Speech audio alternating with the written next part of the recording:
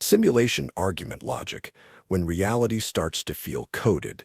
You wake up in the morning, reach for your phone, and scroll past perfectly generated ads tailored to your exact desires.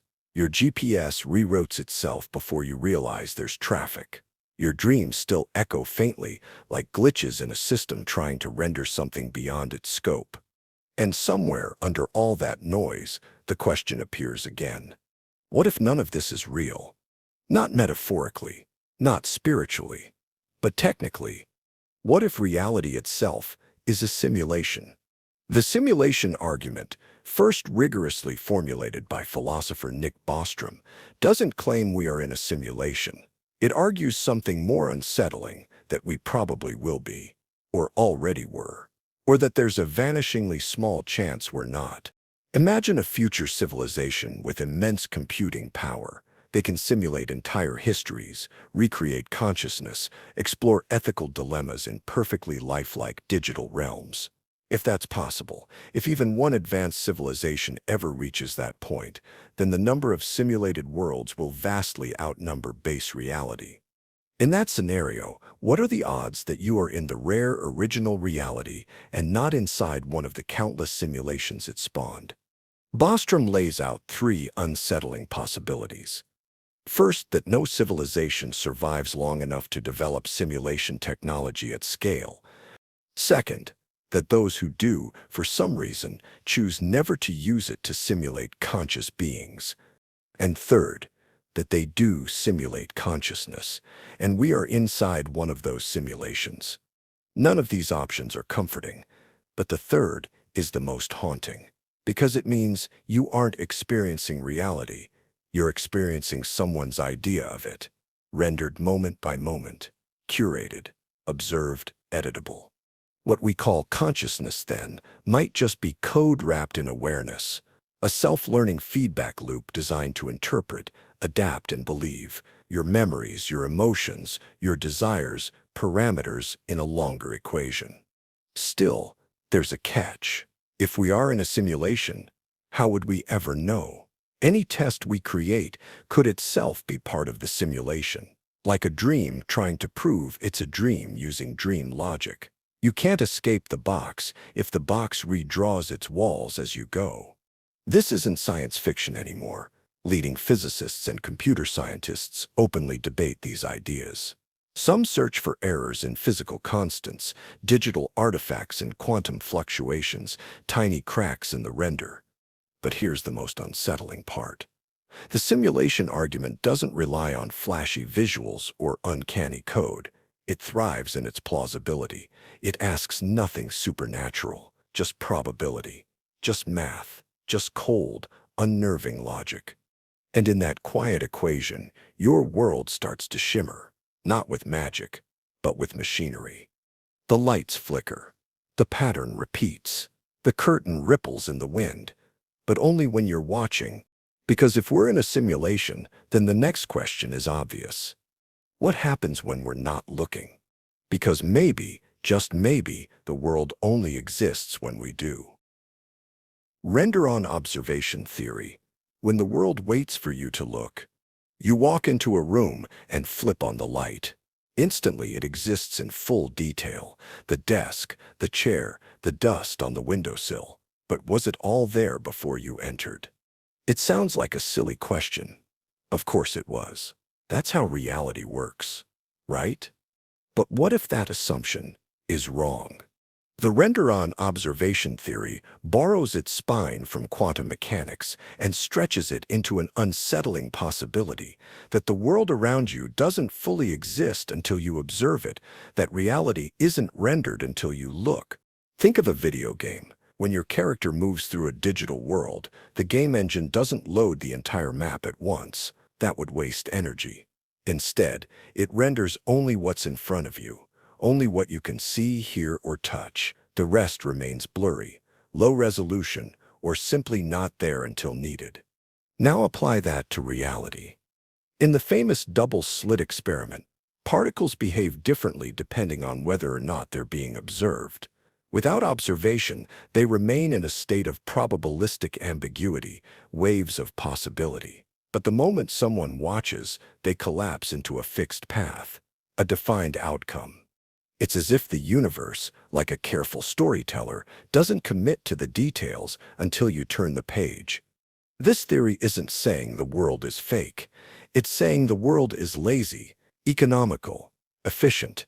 It saves computational effort by resolving only what consciousness demands. That creak in the hallway, that shadow at the corner of your eye, maybe it's nothing, or maybe it wasn't there at all until your awareness reached for it. Some interpretations of quantum mechanics, particularly the participatory anthropic principle, flirt with the idea that conscious observation isn't just noticing reality, it's what completes it. That without a conscious agent to collapse the wave function, reality remains in a suspended, unfinished state. But this idea doesn't stop at physics. It seeps into psychology, into solipsism, into the strange moments where you feel the world adjust as you move through it, when conversations pause as you enter a room, when coincidences start to stack in eerie precision, when reality feels more responsive than static. Is that paranoia, or is it a symptom of something more foundational? Because if reality is only what's observed, then what about the people you pass on the street? Do they live entire lives when you're not watching? Or do they only come alive when you do?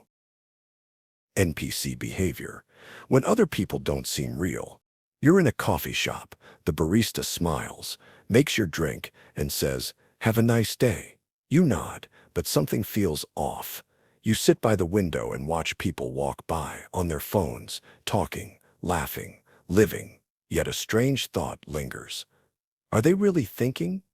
It's irrational, but it's not uncommon. In certain moments, often quiet, observational ones, you feel as though the world is filled with actors, people going through motions, conversations that sound scripted, emotions that feel mimicked, as if you've stumbled into a stage play and everyone but you has forgotten their lines. This is what some call NPC behavior, short for non-playable character. It borrows from gaming, where NPCs are background figures.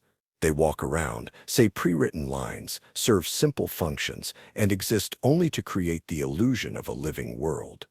And for some people, especially those navigating existential detachment or derealization, that's exactly how reality can feel.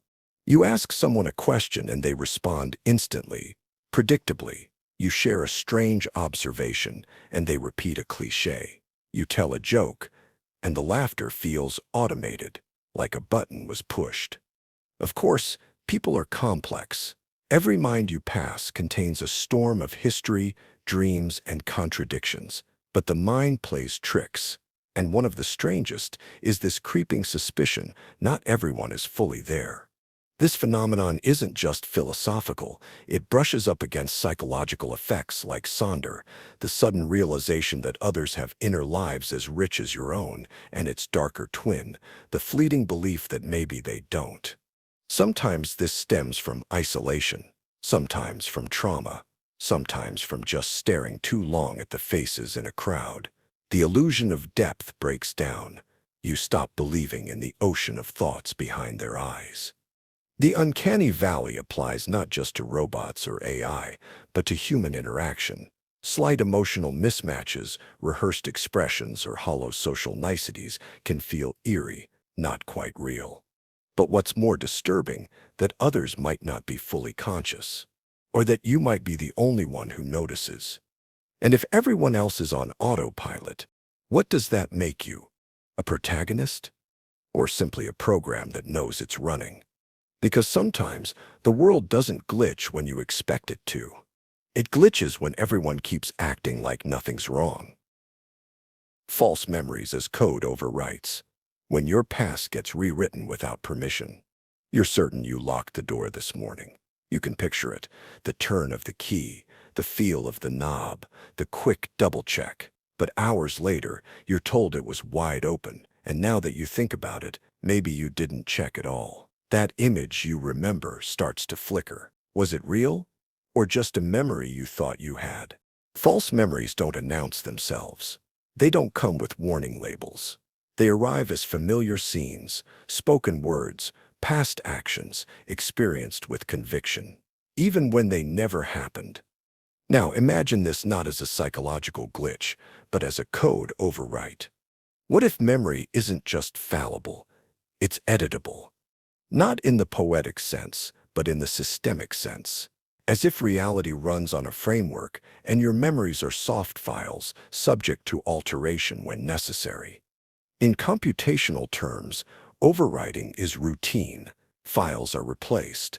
Old data is repurposed. Mistakes are patched, not by erasing but by writing over the original.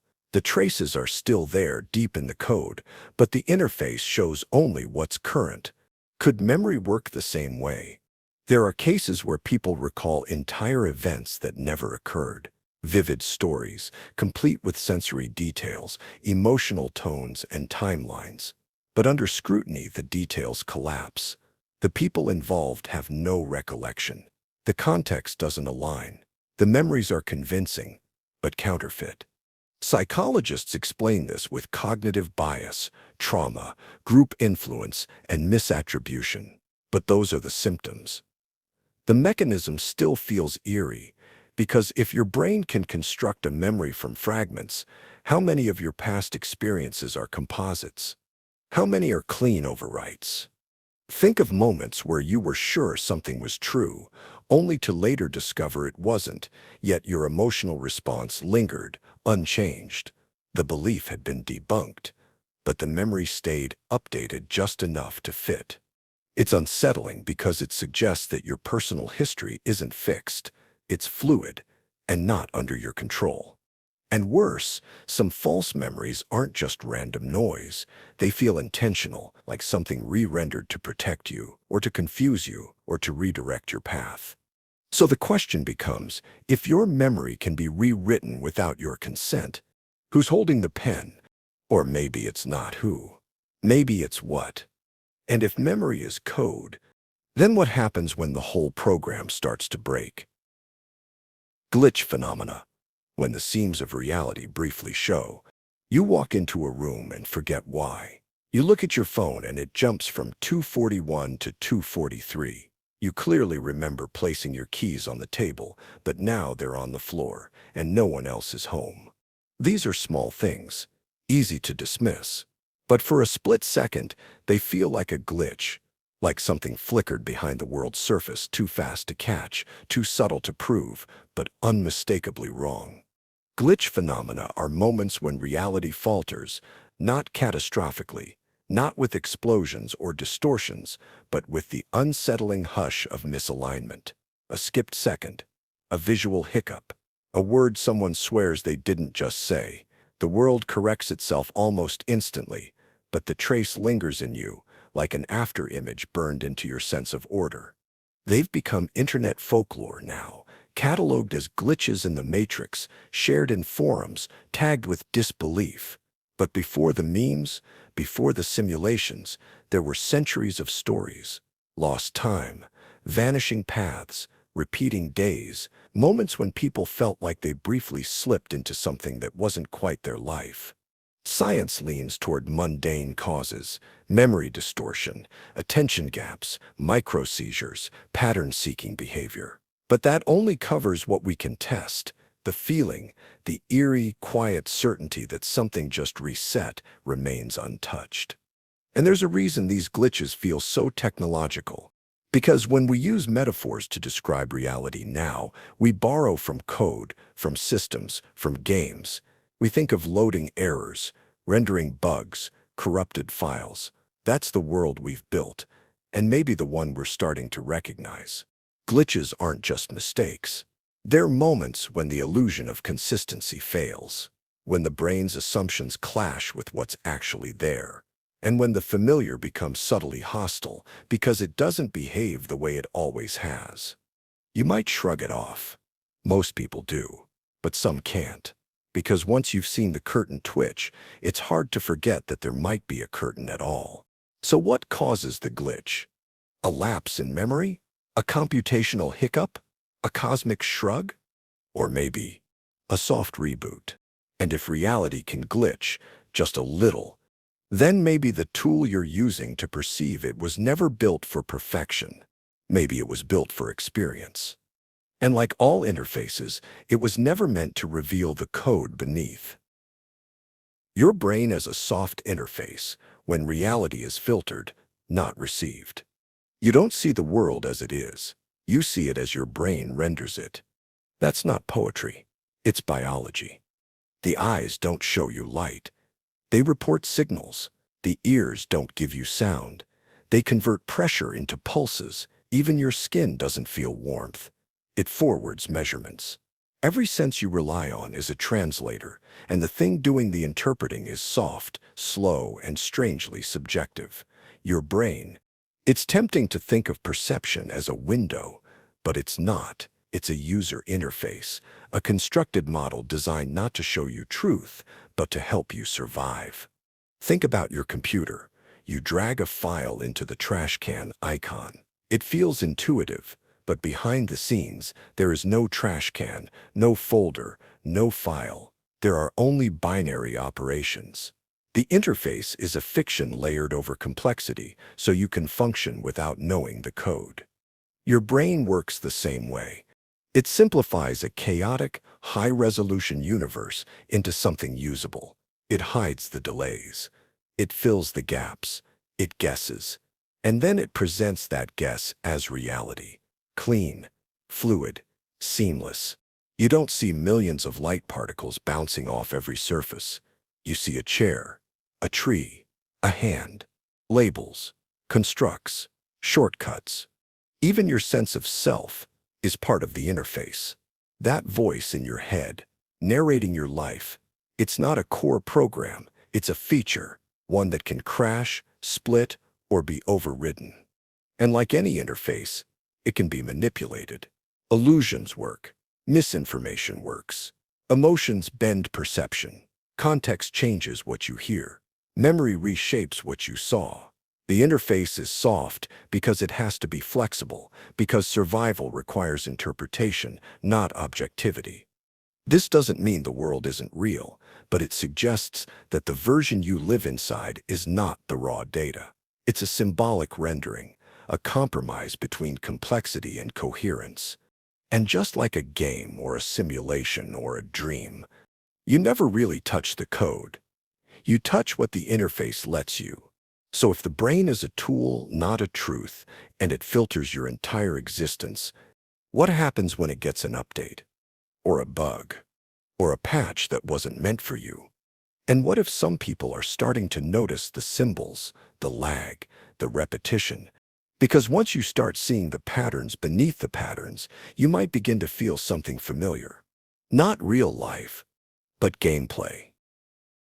Life feels game-like when reality moves with rules, loops, and hidden systems. You notice it when things repeat, not just routines or habits, but outcomes, decisions you've made before, places that feel strangely scripted, people who say the exact thing you needed or dreaded to hear. Coincidences stack up like event triggers. Consequences ripple outward like you just advanced a level. And somewhere in your chest, that quiet suspicion grows louder. This all feels designed. Not in the grand cosmic sense, not in the religious sense, but in the interactive sense. Like you're not just alive, you're playing. The sense that life feels game-like isn't new, but it's getting harder to shake. You're given a character. You wake up in a setting. You're handed goals, told there's meaning. You collect achievements, win rewards, try not to fail. And behind it all, a system unseen, but always active, seems to respond. Some call it pattern recognition. Others call it spiritual awakening. Some say it's simulation theory whispering. But there's something visceral about it. Not an idea, a feeling. There are tutorials, childhood, quests, careers, relationships, desires, boss fights, illness, heartbreak, death, and glitches, small breaks in logic as if the script forgot a line. Even the social dynamics begin to resemble multiplayer mechanics, status, roleplay, alliances, betrayals, Your behavior adapts to different levels: home, work, online. You collect outfits, choose dialogue options, reset when things go too far off script. Gamification has already swallowed the digital world. Likes, scores, progress bars. But maybe it only revealed the logic that was always there. Maybe life has always been game-shaped. Not shallow, not meaningless, but rule-bound, tuned for experience, weighted with feedback loops. You start wondering, are you supposed to notice? Maybe some players begin to see the edges, the scaffolding, the strange repetition of symbols, numbers, moments. Maybe the game encourages curiosity, or maybe it punishes it. But either way, the structure holds. So you start watching the system, listening for cracks, testing your control. And when the illusion holds just a second too long, you wonder if this world runs on limits, like a game does. Limits like boundaries, limits like speed, because even light has a cap. And in games, a frame rate. What if that too isn't physics, but programming? Speed of light is frame rate cap. When reality renders only so fast, there's a limit to how fast anything can go. Not just practically, but fundamentally.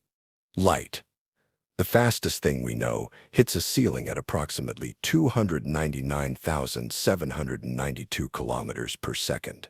It's not because it runs out of energy, it's because the universe itself won't let it go any faster. And that's strange. Why would there be a hard stop at all?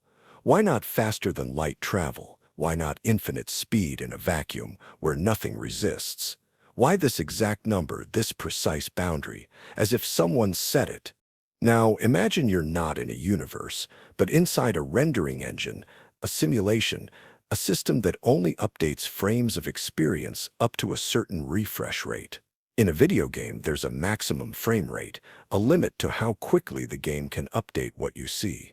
If your system can't process faster, time inside the game can't move faster either. Suddenly, the speed of light starts to look like that. A frame rate cap. It's the maximum pace at which information can travel, not just through space but through reality. And once you notice that, the universe feels less like a smooth fabric and more like a process. Something executing instructions one slice at a time. This limit creates all kinds of effects. Time slows down at high speeds. Objects contract in size. Causality becomes strict. These aren't glitches, they're constraints. Boundaries enforced to keep the experience consistent for every observer, just like rendering rules in a virtual world. And when quantum physics tells us particles don't have definite properties until observed, it adds another wrinkle. Maybe nothing really happens until you look. Maybe rendering happens only when it's needed, only at the point of conscious focus. A world that appears infinite, but only renders what's right in front of you. And once you start seeing light as a limit, not just a phenomenon, you start to see time itself differently, not as a flow, but as a ticking, a cadence, a loop, like the system is waiting for your next move. And what happens when that system slows down? When your consciousness slips out of sync with the frame rate of waking life? Sometimes the loading screen changes, and you're no longer sure if you're awake or inside a dream that borrowed the assets of reality. Dream state crossovers, when the line between waking and dreaming fades. You wake up in your bed, sunlight spilling across the ceiling. You reach for your phone, it melts in your hand. You jolt awake again. That wasn't waking. That was a dream of waking. And now, even with your feet on the ground and the light streaming through the window, something inside you wonders, how can you be sure this isn't still the dream? Dream state crossovers are those moments when reality feels borrowed, like your waking life is wearing the costume of your sleep. They're not always dramatic. Sometimes they come as déjà vu, as that strange lag when your body moves, but your mind hasn't caught up. Other times, they're full-blown loops, false awakenings, nested dreams, realities stacked like folders within folders. And sometimes, in the middle of the day, you look around and think, this doesn't feel real. Not quite. Dream logic seeps through the cracks. You walk through a familiar room and can't remember why you entered. A sentence repeats in your head as if cued by something. A stranger stares too long, like they recognize you from somewhere they shouldn't. A glitch, a skip, a misalignment. Not wrong enough to alarm, but not right enough to ignore. Psychologists might say it's your brain misfiring during sleep cycles, that the boundaries between REM states and consciousness occasionally overlap. That lucid dreaming, sleep paralysis, hypnagogia, all these phenomena blur perception. But to the person inside it, none of that matters. Because during these moments, you feel something deeper. That reality itself might be layered, that waking up is just moving one level closer to the surface, and that perhaps, no matter how deep you go, there's always another curtain. Many ancient traditions believed life is a dream. Maya, illusion, a veil, that only rare moments of clarity give us glimpses beyond it. But maybe it's not that one is false and the other is true. Maybe both are interfaces. Each world built from input, interpretation, and fragile belief. And maybe the most unsettling part is this. Dreams respond to emotion, thought, intention. So does life. Maybe the barrier between them was never as solid as we were told. Maybe we're always dreaming, just with more rules. And when those rules come back into focus, you begin to feel the weight of something else. Not the softness of a dream, but the cold, unforgiving precision of laws that never ask permission. Cold logic of physical laws, when reality doesn't care what you believe. A glass slips from your hand and crashes to the floor. Not because it's time or fate or karma, but because gravity doesn't pause to consider your state of mind. It doesn't listen. It doesn't care. It simply acts without hesitation or doubt. This is how the physical world works. It runs on rules, rules so precise, so absolute, that they leave no room for negotiation. No matter how deeply you believe something should be different, the universe operates exactly as it must. Electrons don't rebel. Atoms don't make exceptions. Even light, as fast as it moves, has a limit it cannot cross. And yet, that certainty feels cold, almost brutal. Because while your inner life is full of nuance, of memories, meanings, and emotions, the external world keeps ticking forward with mechanical indifference. The laws that govern it are elegant, yes, but also merciless. Entropy always increases. Energy always dissipates. Systems always decay. These aren't warnings or punishments. They are facts, and facts don't flinch. Entropy won't stop because something is beautiful. Acceleration won't wait for you to catch your breath. Thermodynamics won't pause at the edge of grief. The rules continue because that is what they do, whether we're watching or not. And somehow, that's the most jarring part. Because while these laws define every movement, every transformation, they seem to exclude the very thing asking the questions. Your awareness, your thoughts, fears, and sense of self doesn't seem to fit neatly into their equations. You are a creature made of matter, subject to chemistry and physics, yet something in you observes all this with wonder and confusion. You aren't just a part of the system, you are aware of the system. This awareness doesn't influence gravity, it doesn't bend light or freeze time, but it does introduce something strange into the equation, the possibility that the system, no matter how precise, might not be complete without someone to notice it. So you're left with a dilemma. If reality truly runs on cold, impartial laws, then why do you feel anything at all? Why is there a voice in your head reflecting, questioning, resisting the indifference? Maybe consciousness is just a side effect, an accidental result of matter in motion. Or maybe it's the very thing that makes the laws visible in the first place, the mirror they need to be known. And if that's true, then perhaps what comes next isn't about equations at all. It's about what happens when you start reflecting back. Consciousness as observer feedback, when awareness loops back into the system. Imagine watching yourself in a mirror, not just your reflection, but your expression as you study it. there's a strange doubling that happens. You're not just seeing, you're seeing yourself see. The observer becomes the observed, and somewhere in that feedback loop, something unexpected arises. That loop is at the heart of one of the most puzzling questions in philosophy and neuroscience. Is consciousness merely a product of the brain, or is it something that changes the system once it appears? In most models of nature, observation is passive. A thermometer doesn't alter the temperature. It reports it. A camera doesn't shape the scene. It captures what's already there. But consciousness isn't like a sensor. It reflects, interprets, anticipates. And in quantum mechanics, where the very act of measurement can collapse a wave function, it's not just poetic to wonder if the observer shapes the reality. It's part of the mathematics. Even on a human level, perception seems to feed back into what is perceived. You smile at someone, and their face changes. You anticipate pain, and it arrives sooner. Attention sharpens some details and erases others. We don't just live in a world, we co-create our experience of it through what we focus on.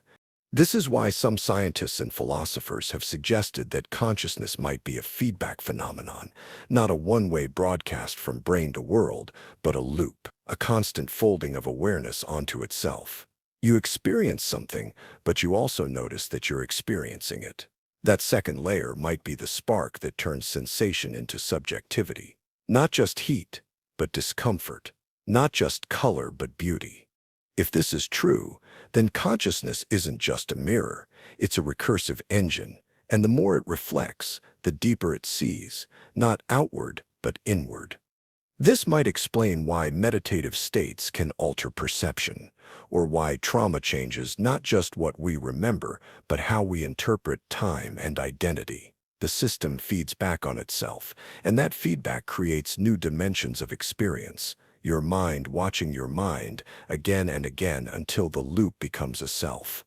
But this raises a deeper question still, because if consciousness is a loop, there must have been a first cycle, a point when matter first noticed itself, when the system glanced back at its own operations, and in doing so created something new. And that moment, the first flicker of self-awareness, may hold the key to everything that followed. Self-awareness trigger point, when matter notices itself. Somewhere, sometime, something crossed an invisible line. Until that moment, the universe had been unfolding without hesitation, planets forming, stars exploding, molecules assembling in silent precision. No meaning, no memory, no watcher, just process, just physics. Then in some cluster of neurons, or perhaps something even simpler, something turned inward, a flicker of recognition, a trace of self. It wasn't the formation of a body or a brain that marked the turning point. It was the moment the system began noticing itself. This is what we mean by the self-awareness trigger point. The instant when a being doesn't just respond to its environment, but becomes aware of its own experience. It's not reflex, it's reflection. A shift from reaction to recognition. A creature not only acting, but knowing that it is acting. And in that knowing, a self begins. But when does this happen? Does a baby in the womb feel it? Does a chimpanzee brushing dirt from its face in a mirror cross that line? Do octopuses, dolphins, magpies? Or does it require something more, language, memory, abstract thought?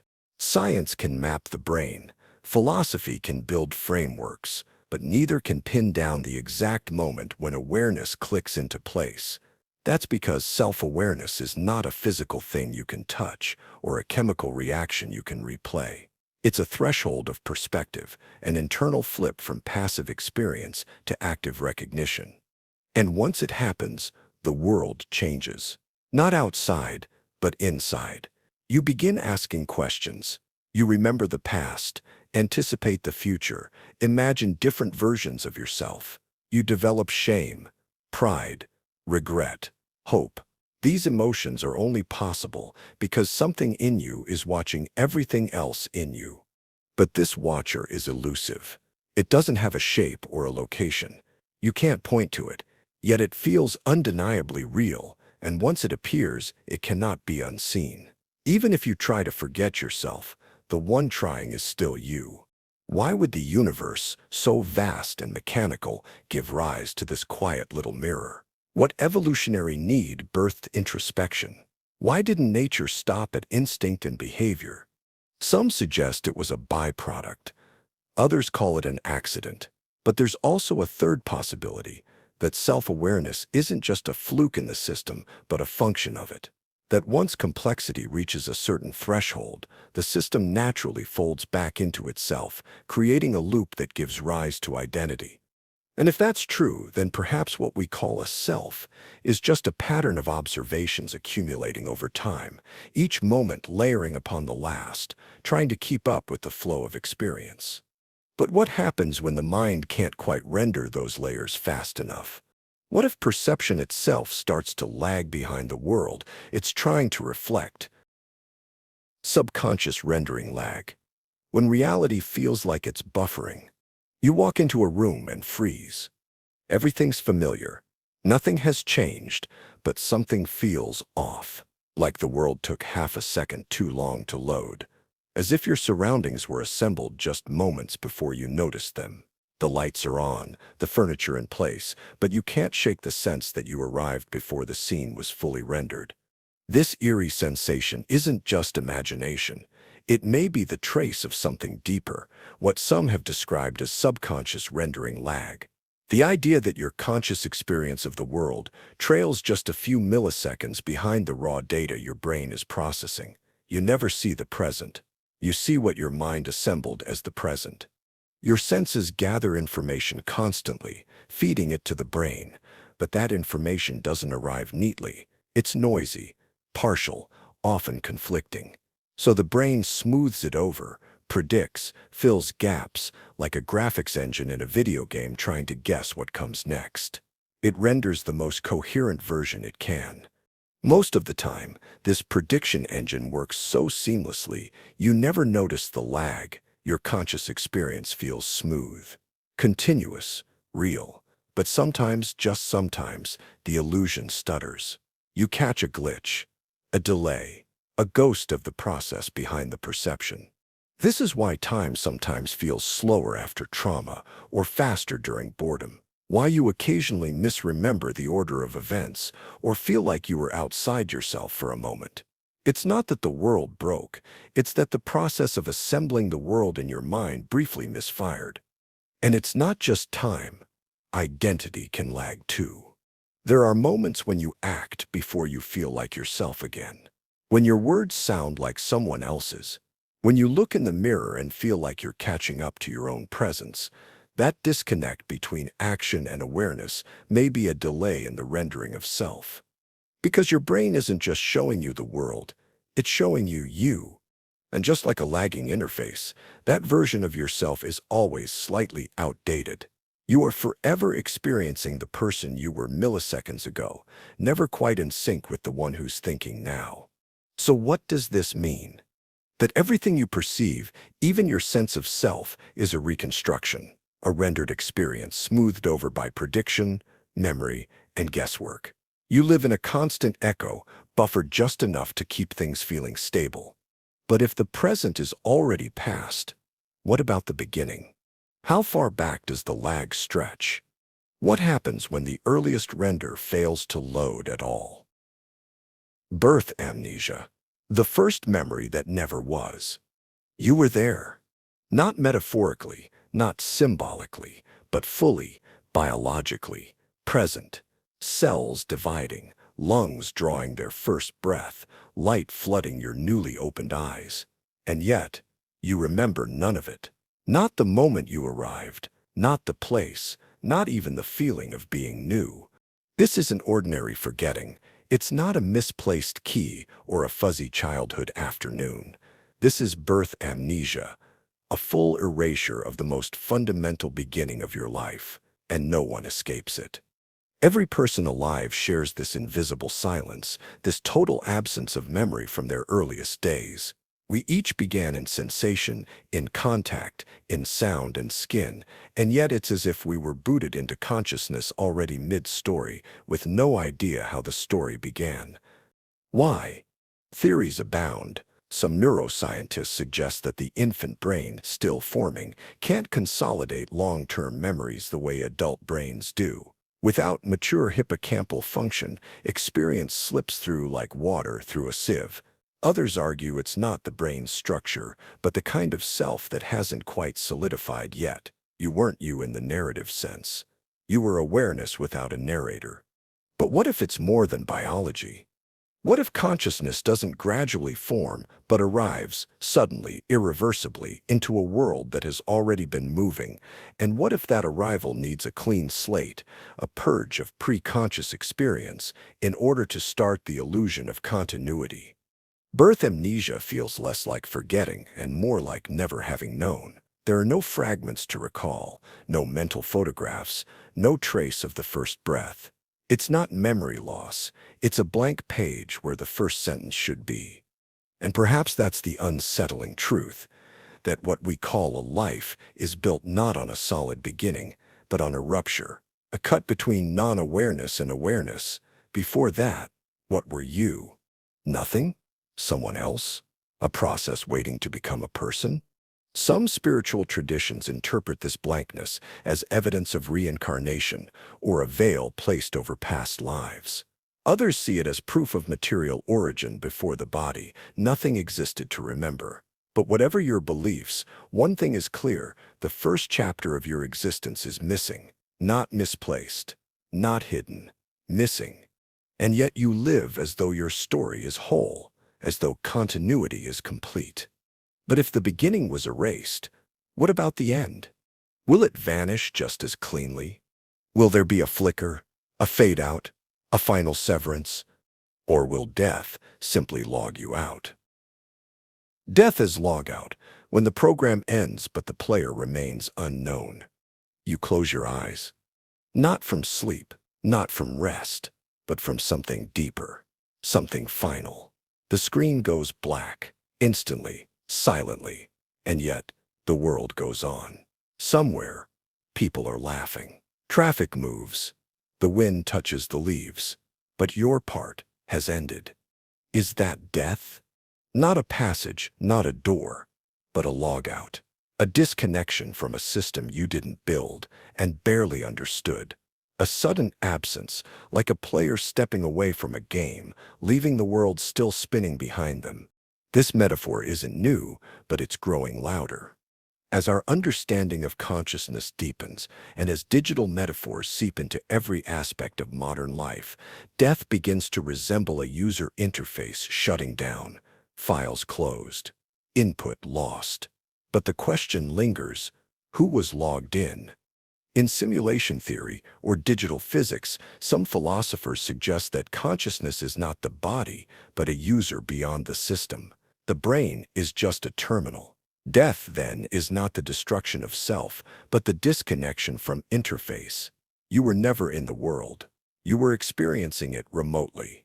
The unsettling part is the silence, because a logout gives no answers.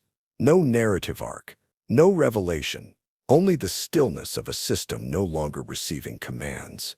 No matter what spiritual framework you prefer, heaven, rebirth, oblivion, the logout metaphor strips it down to something almost mechanical. You were active. Now you're not. This reframing casts life in a strange light. What you call you may be nothing more than a logged-in presence interacting with temporary data. Your relationships, your decisions, your suffering, fleeting sessions on a shared server. It's not meaningless, but it's certainly fragile, not foundational, not eternal. It also asks a harder question: if death is logout, who pressed the button? Was it time? Entropy? An unseen hand beyond comprehension? Or worse, was there no hand at all? Just a system with an expiration timer that pings, session ended. No farewell, no archive, just blackout. But if that's true, then everything you've ever felt, love, pain, awe, were the movements of temporary code on a rented machine, ephemeral, vanishing. And yet, they carried weight. They bent reality. They shaped your world. So what kind of rules govern something that fleeting? What laws explain why a memory can ruin you, why a word can heal, why a loss echoes louder than a scream. Perhaps the next layer isn't about hardware, but gravity, the unseen kind, the emotional kind. What if feelings obey their own kind of physics? Emotional physics, when feelings obey laws no one wrote. Imagine walking into a room after a fight. No one's speaking. The silence is thick, heavier than sound. You can't see the tension, but you feel it, like heat, like pressure, as if emotion carries mass.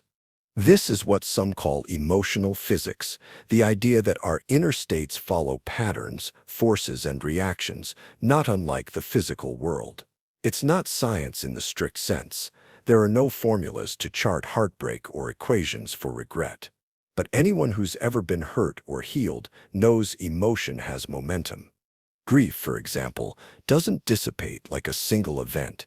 It lingers. It stretches across time like a slow wave, sometimes crashing again long after you thought it was gone, like inertia. Once set in motion, it takes effort or understanding to stop. Love accelerates. Shame contracts. Anger explodes outward, while anxiety folds inward. The metaphors are telling. Maybe more than metaphors. We talk about emotional weight for a reason. Some decisions feel heavy. Some conversations drag, some truths lift. And just like physics, emotions often seek equilibrium. We strive for balance, for stability, for closure. A conflict unresolved nags at the psyche, like an unbalanced equation. An apology withheld disrupts the flow. Forgiveness sometimes feels like a conservation law, restoring symmetry in the emotional field. But it goes deeper. When you're joyful, the world feels brighter, not just metaphorically, literally. Studies show that positive moods enhance perception, make colors appear more vivid, sounds more melodic. Emotion alters input. It bends the frame, just like gravity bends light. So what if emotion is not just a reaction within the world, but a force upon it? Not in a supernatural sense, but in the way perception, cognition, and action get warped by what we feel, like hidden vectors guiding our path. You might think you're choosing freely, but unseen forces are already pushing, pulling, resisting.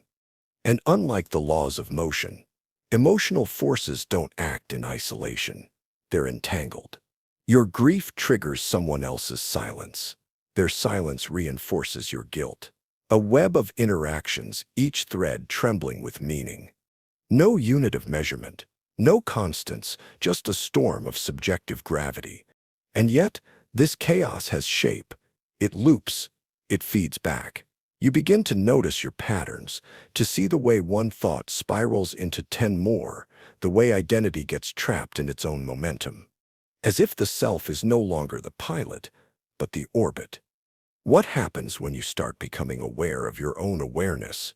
When the observer starts watching the one who's watching, that's when recursion begins, and the self begins to unravel. Recursive identity awareness. When you watch yourself watching yourself, you wake up and feel off, not sad, not anxious, just distant. You walk through your morning, watching each action unfold, like a scene in a film, brushing your teeth, making coffee, responding to messages. But something is strange. It's as if there's a second presence behind your eyes, judging, echoing. This isn't new. Most people have felt it. You reflect on a decision and wonder, why did I do that? Then, why am I always like this? And then, who even is the I asking these questions? The thoughts nest like mirrors facing mirrors, each self watching another self, vanishing into reflection. This is recursive identity awareness, when consciousness loops back on itself, not just once, but repeatedly. You're not just thinking, you're thinking about thinking, then wondering who is doing the wondering. It's dizzying, and sometimes terrifying. Because each loop reveals that identity isn't fixed, it's slippery, situational, perceptual. One moment you feel grounded. The next you question if anything about you is stable at all. The brain, in trying to model itself, creates paradoxes. You try to observe your own observer, but the moment you do, you're already using a new observer to do it. There's no final self beneath the layers, just awareness folding inward like a snake eating its tail. This looped awareness isn't always distressing. For some, it opens the door to mindfulness, to metacognition, to compassion. You see your habits, you see your stories, and sometimes you choose to rewrite them. But often, the recursion leads to fragmentation. You second-guess. You perform. You wonder whether the you you're presenting is authentic or just another layer responding to context. A self edited for others. And that's the strange irony. The more aware you become of your own mind, the less certain you are about who or what that mind is. Identity, once solid, begins to blur, not into nothing, but into multiplicity. You are roles, reactions, recitations, memory, and mimicry. Code running code. And just when you begin to grasp this unraveling, something peculiar happens. You notice the phrases you use, the gestures you repeat, the expectations you carry, and realize some of them weren't yours to begin with. They came from somewhere else. Some script, implanted early, some influence you absorbed before you ever knew to question it. Which brings us to a quieter, more invisible force, one that shapes not your thoughts, but your priming. Not who you are, but how you're prepared to be. Pop culture priming, when fiction programs reality. You're walking through a dim parking garage late at night. Nothing has happened. No threat, no noise, just your footsteps echoing. But in the silence, your mind plays something back. A scene from a thriller, a shadow from a horror film, a feeling you didn't invent but inherited from stories. This is pop culture priming, the invisible hand that fiction places on your shoulder, guiding your expectations, your fears, your identity.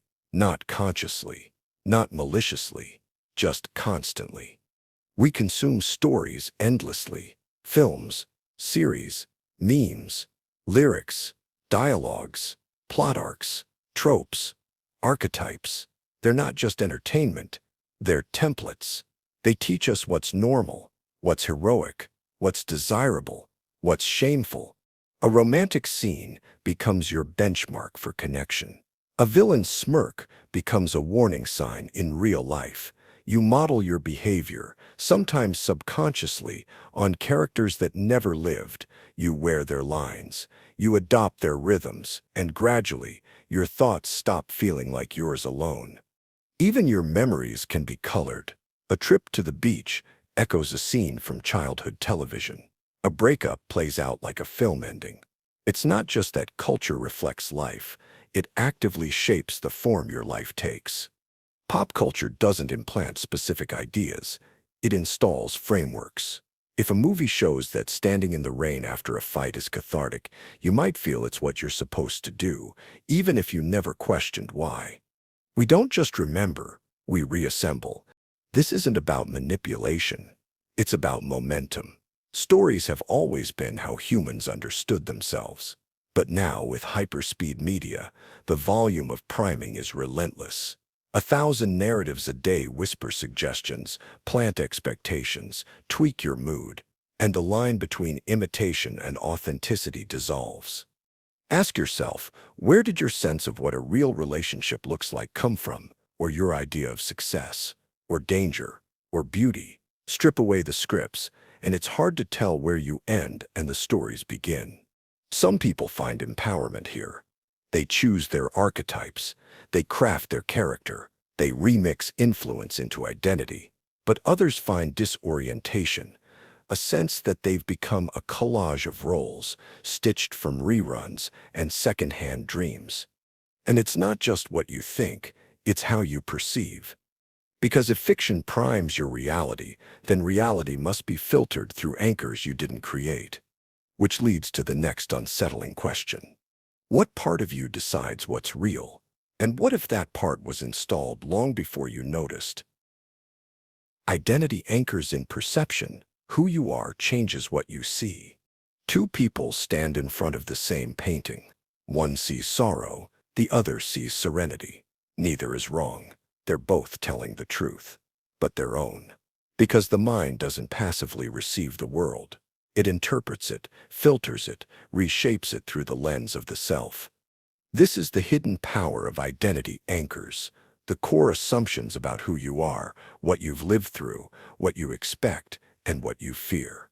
These anchors sit beneath awareness, but everything you perceive is tethered to them. You're not just looking through your eyes. You're looking through your history, your culture, your trauma, your beliefs. You're not seeing what's there. You're seeing what your brain thinks should be there based on who it believes you are.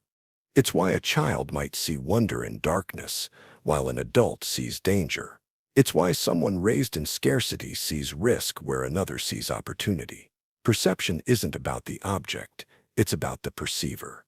And here's where it gets strange. The anchor isn't just passive, it's self-reinforcing.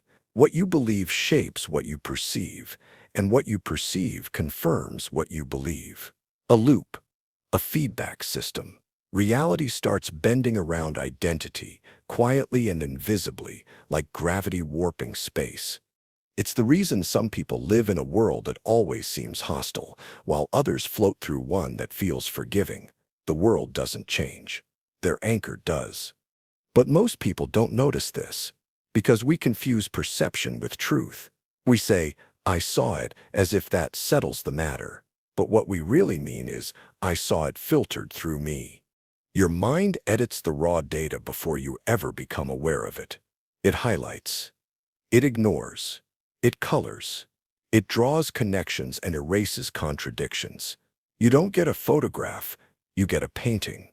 One signed by the artist you call you. And it goes deeper. Even something as stable as geometry can be bent by the perceiver. Angles shift, size warps, distance stretches or shrinks depending on perspective, not just physically, but psychologically. Because when perception flows from identity, even space itself can start to behave strangely, as if the map of reality isn't fixed, but drawn again each time you look. Perspective-driven geometry, space isn't what you think it is. Stand at the edge of a canyon. The horizon curves, and the cliffs stretch endlessly into the haze. Now crouch. Lower your view to the ground, and suddenly the world condenses. Angles shift.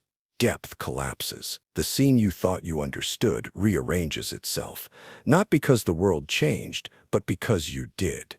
This is perspective-driven geometry, the unsettling idea that space isn't a passive container. It's responsive, elastic, malleable depending on how you observe it. Geometry, which we imagine as rigid and objective, turns out to be strangely subjective. Even in physics, geometry isn't a fixed background. General relativity tells us that gravity isn't a force pulling on objects, but a distortion of space-time itself, warped by mass, bent by momentum. Straight lines curve near stars. Time dilates near black holes. Perspective doesn't just influence perception. It alters the structure of the very thing being observed. Walk through a childhood home after decades away. The hallways feel narrower. The ceilings lower. Rooms you once saw as vast are now cramped. The dimensions are unchanged. But your perception, your scale, your expectations, your emotional posture has shifted. The shape of space bends to fit the shape of your mind. Your brain, too, participates in this distortion. Optical illusions are more than visual tricks. They are demonstrations of how malleable your sense of distance, form, and position truly is. A shadow changes, and suddenly the same object looks inverted. Two lines of equal length seem different because of their framing. And then there's the psychological layer. When you feel small, socially, emotionally, existentially, the spaces around you often feel larger, colder, less welcoming. When you feel powerful or safe, the same spaces can shrink, become intimate, even warm. Geometry reacts to mood like water to temperature. Reality doesn't just exist, it conforms. So what does it mean that even the structure of space seems to shift with your point of view? that the world has no single shape, only countless iterations of appearance, all modulated by how and from where you observe it. It suggests something radical. That space itself may not be continuous or objective. That it might be quantized, broken into microscopic units so small you'd never notice until you look closely enough. And when you do, what you find might not be curves and shapes, but pixels and a resolution limit beneath the surface. Pixelated Planck units. When reality reveals its resolution, zoom in far enough and the smoothness disappears. What once felt solid becomes granular. The curve becomes a staircase. The edge reveals its jagged teeth beneath the seamless skin of space and time. There lies a fabric stitched not with threads, but with limits, with indivisible units. With pixels, this is the idea behind Planck units, the smallest meaningful measurements of space, time, energy, and mass. Named after physicist Max Planck, they represent boundaries beyond which the very notion of measurement breaks down. You can't go shorter than a Planck length or faster than a Planck time. Not because we don't have the tools, but because the universe itself doesn't permit it. Imagine reality as a digital screen. From a distance, it appears continuous, but move closer and the illusion dissolves. You see the pixels, the finite blocks that define everything. Planck units suggest that the universe may function the same way, that space is not smooth, but made of tiny, unbreakable grains, that time does not flow, but ticks forward frame by imperceptible frame. At a Planck length about 1.6 quarter-centimeters years, space itself may no longer behave like space. Below it, the concept of position loses meaning. Reality becomes probabilistic, wild, foamy, and time. At the Planck time around 5.4 quarter-centimeters quarter-seconds, our models break. Cause and effect blur. Sequence becomes uncertain. This introduces a haunting possibility that the universe is not analog but digital, that everything you see, feel, remember, every mountain, melody, moment unfolds on a kind of cosmic screen with a fixed resolution, a finite number of bits, an ultimate pixel size. If so, then your entire experience is rendered in discrete steps. Your thoughts are processed in neurological frames.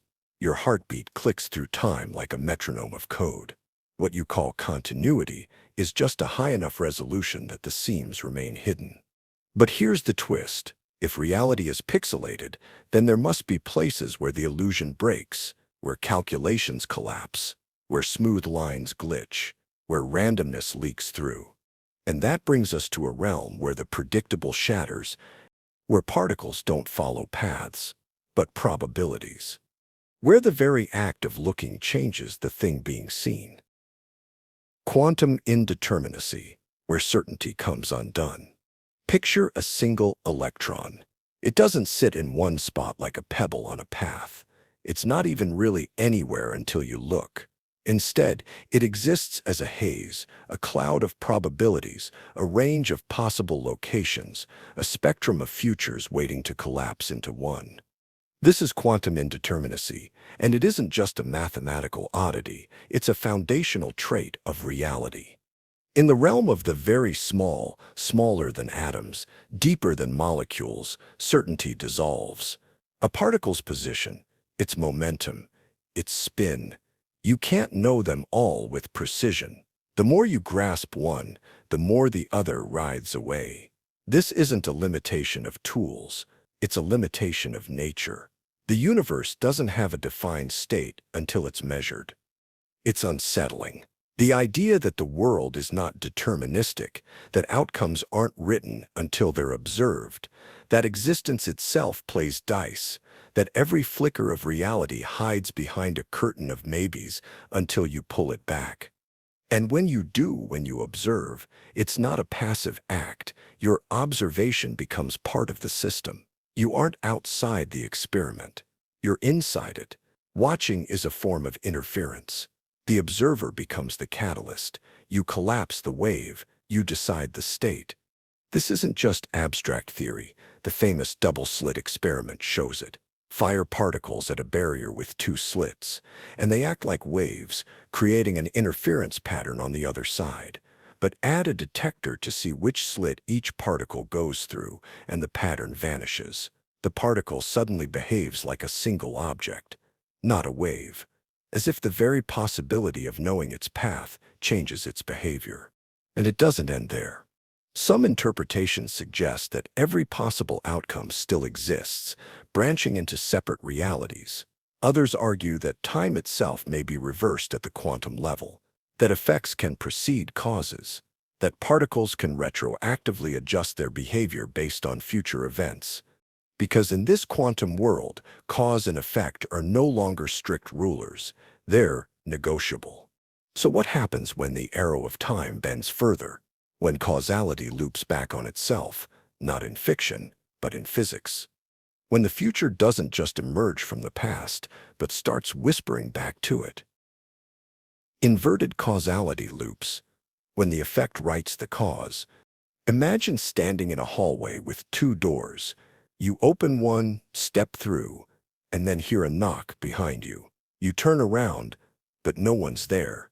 You never saw who knocked. Only later, much later, you realize it was you, that at some point in the future you'll go back and make that sound. And everything that followed, every choice, every turn was guided by something that hadn't happened yet. This is the haunting world of inverted causality loops, where time doesn't march forward, it folds. In our ordinary lives, cause leads to effect. You light a match, then see the flame. You push a cup, and then it falls. But physics, especially at its most bizarre edges, hints that this sequence might not be absolute. Under certain conditions, inside equations that govern particles, waves, and entangled states, effects can precede causes. The future can influence the past. This isn't just science fiction. In quantum experiments, particles sometimes behave as if they know the experimental setup in advance, as if information travels backwards from a detector to the source. A choice you make in the present seems to ripple backward, reshaping the conditions that birthed it. The trail isn't linear, it loops. In theoretical physics, these loops are called closed time-like curves. They're paths through space-time where a particle or a person could travel back and become part of their own history. Drop a message into the past, whisper a warning to yourself, or, disturbingly, cause the very event you were trying to prevent. This raises puzzles that logic alone can't resolve. If you go back in time and stop yourself from ever traveling back, then who did the stopping? If the outcome exists before the cause, does the cause still matter? These loops seem to erode the foundations of choice, will, and identity. Yet some physicists argue these loops could be self-consistent. That reality always finds a way to clean up the paradox. Whatever happens in the loop was always meant to happen. Time becomes a self-editing manuscript, every line folded into the next, all corrections pre-written. But what if the edits aren't clean? What if time isn't perfectly stitched? What if syncing across different timelines leaves gaps, lags, repetitions, echoes of moments that feel familiar but out of place? And what happens when time doesn't loop, but stretches, pulling seconds into hours or squeezing years into an instant? Time dilation and sync issues, when the clock loses its grip. Have you ever felt like time stuttered? Like a moment stretched far too long for what it contained, or disappeared so quickly it barely existed? Maybe it was during an accident, a dream, or a conversation that somehow felt misaligned, not just emotionally, but temporally, as if your internal clock fell out of step with the world's ticking. This is the strange terrain of time dilation and sync issues, where reality's rhythm slips just enough to make you question its beat. In the world of physics, time dilation is real and measurable. It happens when objects move close to the speed of light, or when they're deep in a gravitational field. Astronauts age more slowly than those on Earth. Satellites tick differently than the clocks in your pocket. Einstein showed us that time isn't fixed. It stretches and shrinks depending on your frame of reference. But what happens when this isn't happening out there, but in here? In the human mind, our experience of time is deeply fragile. A sudden rush of adrenaline can slow the seconds to a crawl. Meditation can erase them entirely. Hallucinogens can fracture time into loops, distortions, and recursive echoes. Even boredom, grief, trauma, or joy can twist the flow of time into something unfamiliar. Sometimes it's not just the speed that shifts, but the synchronization. Conversations feel delayed, as if your words arrive too early or too late. Movements seem a beat off, like your body is running on lag. Your memories of events don't quite match others. The day feels like it was missing something or hiding something, a kind of cognitive desync. Some philosophers and physicists speculate that what we call the present might not be universal at all. Each conscious being might occupy their own thin slice of now, slightly offset from others, like players in an online game, close enough to interact but never perfectly aligned. Reality might be constantly buffering. And if that's true, if we live in a kind of cosmic network with imperfect timing, then glitches are inevitable. Delays, overlaps, loops, moments where your perception is out of phase with what's really happening. But what if the sync issues aren't just neurological or experiential? What if they're signs of a deeper architecture, a coded, programmable layer beneath everything? What if time feels digital because it is? Digital physics hypothesis. When the universe acts like a machine, look closely enough at nature and patterns emerge, not just in trees or galaxies or storm clouds, but in the rules that bind them. Equations that hum with precision, constants that seem too perfect to be random, limits that behave like code. And somewhere in that precision, a question flickers: is reality being computed? This is the unsettling idea behind the digital physics hypothesis, the theory that the universe at its most fundamental level might not be continuous but discrete, pixelated, quantized, more like a simulation running on a processor than a boundless fabric. It begins with Planck units, the smallest measurable amounts of space, time, and energy. Beneath these, physics breaks down. Space isn't smooth. Time isn't fluid. It's not that we can't see smaller, it's that smaller might not exist. Just like a screen made of pixels, there's a limit to the resolution. Then there's the structure of the laws themselves. Many of the equations that describe our universe are algorithmic, solvable step by step, like a computer program. Our best models of quantum fields and particle interactions look eerily like code execution. They follow logic, conditions, even iterations. And some physicists have noticed a curious efficiency in nature. It's not just that things happen, it's that they seem to happen in the simplest, most elegant ways possible. Like a system trying to conserve processing power. Like a machine that only renders detail when observed. A frugal computation, always optimizing. Even randomness in quantum mechanics, the famous unpredictability of particles, might be no more mysterious than a program calling for a random number, not meaningless chaos, but engineered indeterminacy. If the universe is digital, then everything, mass, light, thought, might be reducible to information, bits. And the laws of physics become the rules of the operating system. We are nodes in a network. Our brains, wetware, our choices, perhaps not as free as we feel. But then, a deeper question arises. If this is a machine, what is it computing? What is all this precision, all this rendering for? What if the answer is awareness? Reality appears optimized for consciousness, as if it wants to be noticed. Walk through a forest, light dances through the canopy in just the right way to feel sacred. Sounds arrive at frequencies perfectly tuned to our ears. Patterns swirl and bark in clouds that tease recognition. Even the chaos seems curated, just enough order to see meaning, just enough randomness to keep it alive. It often feels like reality is made to be perceived, or more precisely, that perception is somehow part of its design. This is the idea at the heart of the theory that reality appears optimized for consciousness, the notion that the universe doesn't merely contain observers like us, but might be structured in such a way that awareness is not an accident, but an inevitable outcome. Take the physical constants. Tiny changes in the values of gravity, electromagnetism, or the strength of nuclear forces would render life, and thus consciousness, impossible.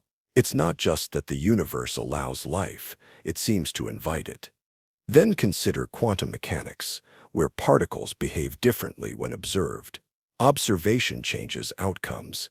Measurement creates collapse. It's not just philosophical flourish, it's a mathematical fact. In this framework, awareness doesn't merely detect the world, it participates in constructing it. The human brain, for all its flaws, operates with an astonishing energy efficiency. Our visual system prioritizes edges and movement. Our auditory cortex is tuned to the frequencies of speech. Our memory compresses and fills gaps to preserve meaning. Even our emotions shape what we notice, reinforcing the most relevant realities.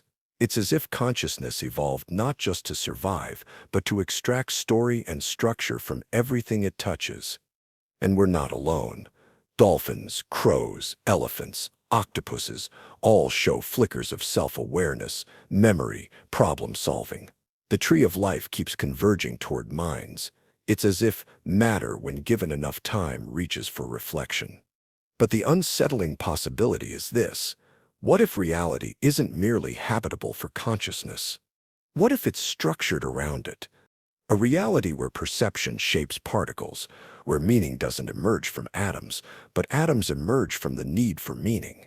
And if that's true, then we have to ask, if consciousness is baked into the machinery of the universe, what else might be baked in with it? Compression bias, when your mind edits the truth to save space. You walk into a room you've seen 100 times before. Something's different, but you can't place it. The bookshelf has fewer items. A clock has shifted. A plant is missing. But your mind doesn't sound an alarm. It smooths over the change, compresses the moment, stores only what it deems essential. This is compression bias, the quiet, constant way. The brain sacrifices accuracy for efficiency. Like a file zipped to save space, your mind trims details, flattens time, and reorders events so they take up less cognitive bandwidth. Not to deceive, but to survive. Your brain is not a video recorder. It doesn't capture raw data. It captures relevance. It identifies patterns, predicts outcomes, and saves summaries. It prioritizes the story over the footage. When you recall a conversation from last week, you're not playing back the actual exchange.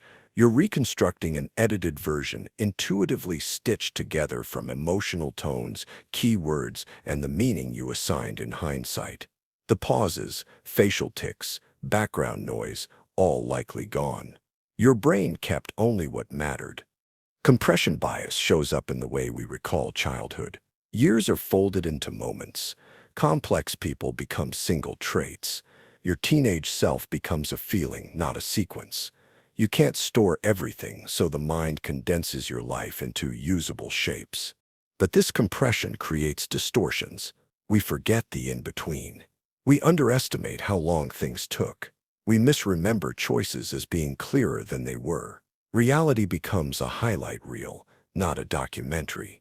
And we live by that reel, deciding who we are, what we believe, and what we've survived based on stories that are half truth, half compression. This bias isn't a flaw. It's a feature, a necessary trade-off in a world too vast for the brain to hold. But it means we must always be cautious. Not everything we remember happened the way we think. And some things, we're sure they did happen, never did. Because the next distortion doesn't just compress memory. It erases it, cleanly, silently, with surgical precision. High-efficiency memory erasure, the things your brain deletes without asking. You don't remember tying your shoes this morning, or locking the door, or brushing your teeth.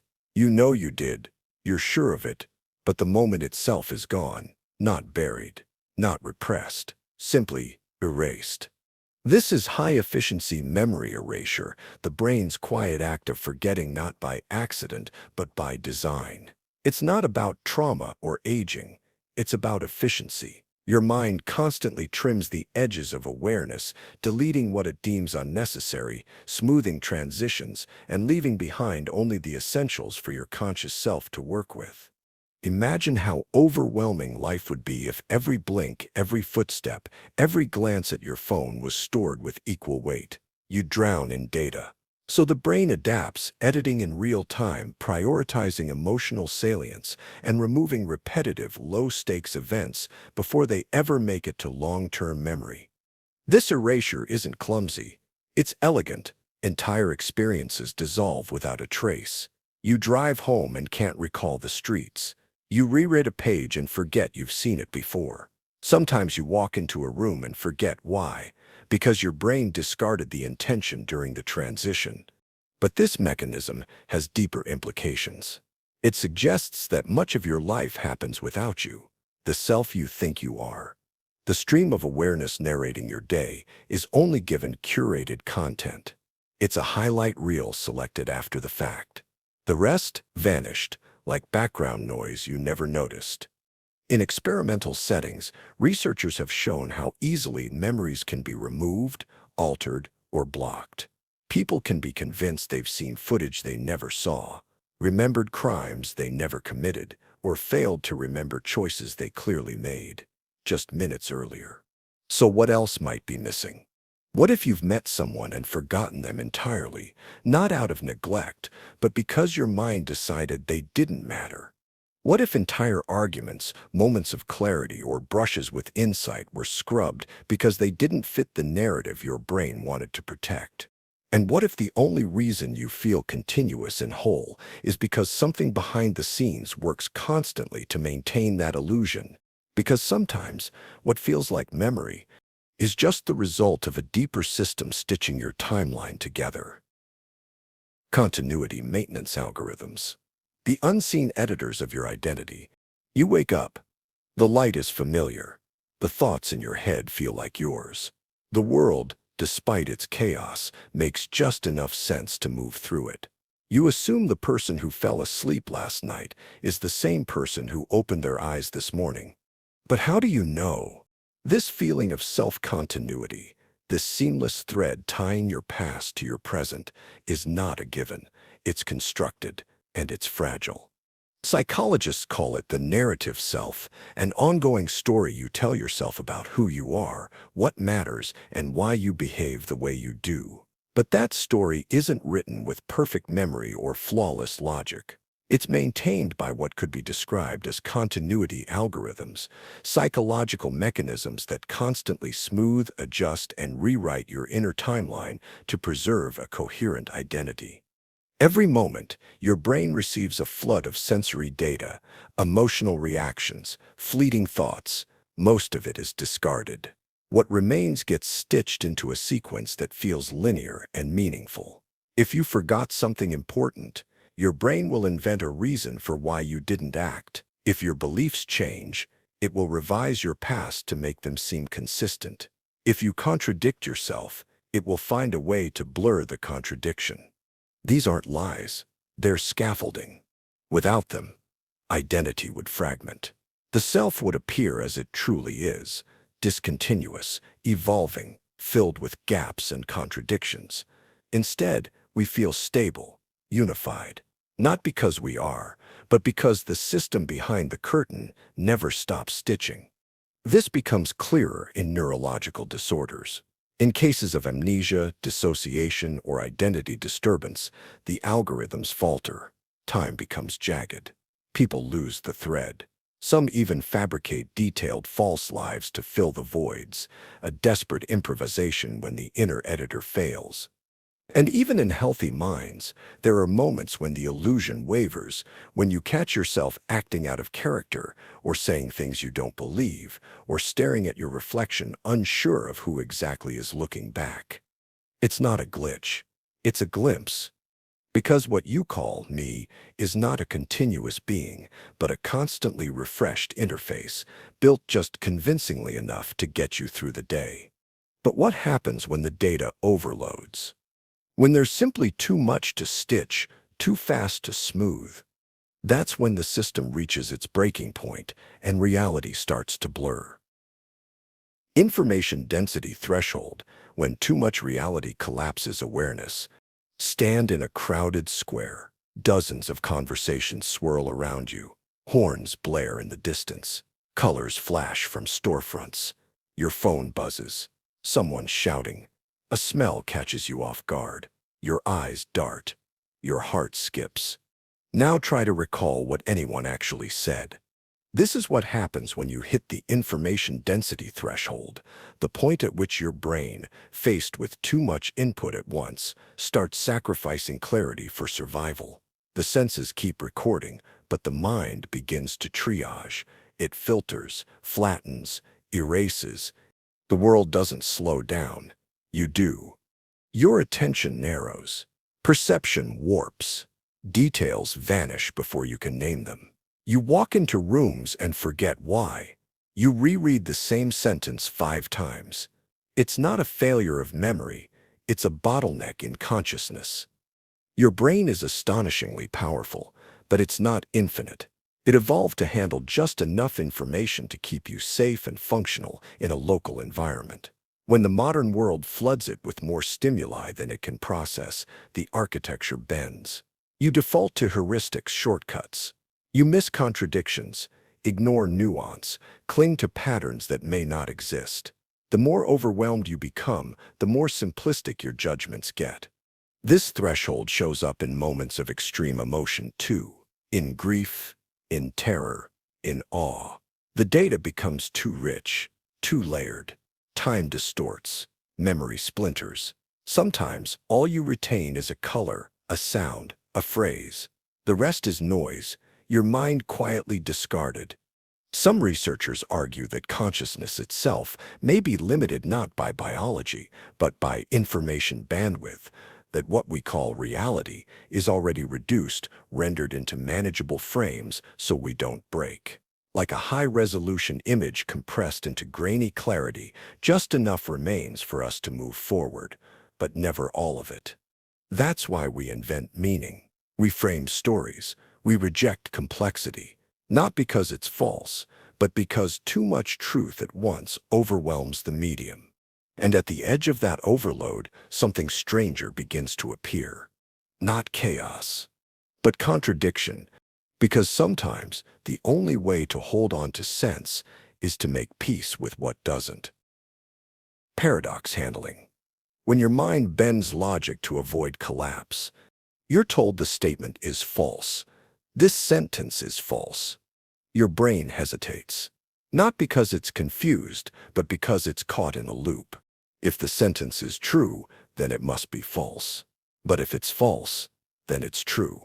And just like that, something breaks, then reforms, stitched loosely by instinct rather than reason. This is paradox handling. Your mind's subtle talent for tolerating contradictions it cannot resolve, not by solving them, but by smoothing them. Your brain doesn't freeze. It adapts. It flexes logic until the loop stops feeling dangerous. From the liar's paradox to quantum superpositions, paradoxes reveal something profound. Our minds crave coherence. When two irreconcilable truths sit side by side, the brain doesn't default to infinite error.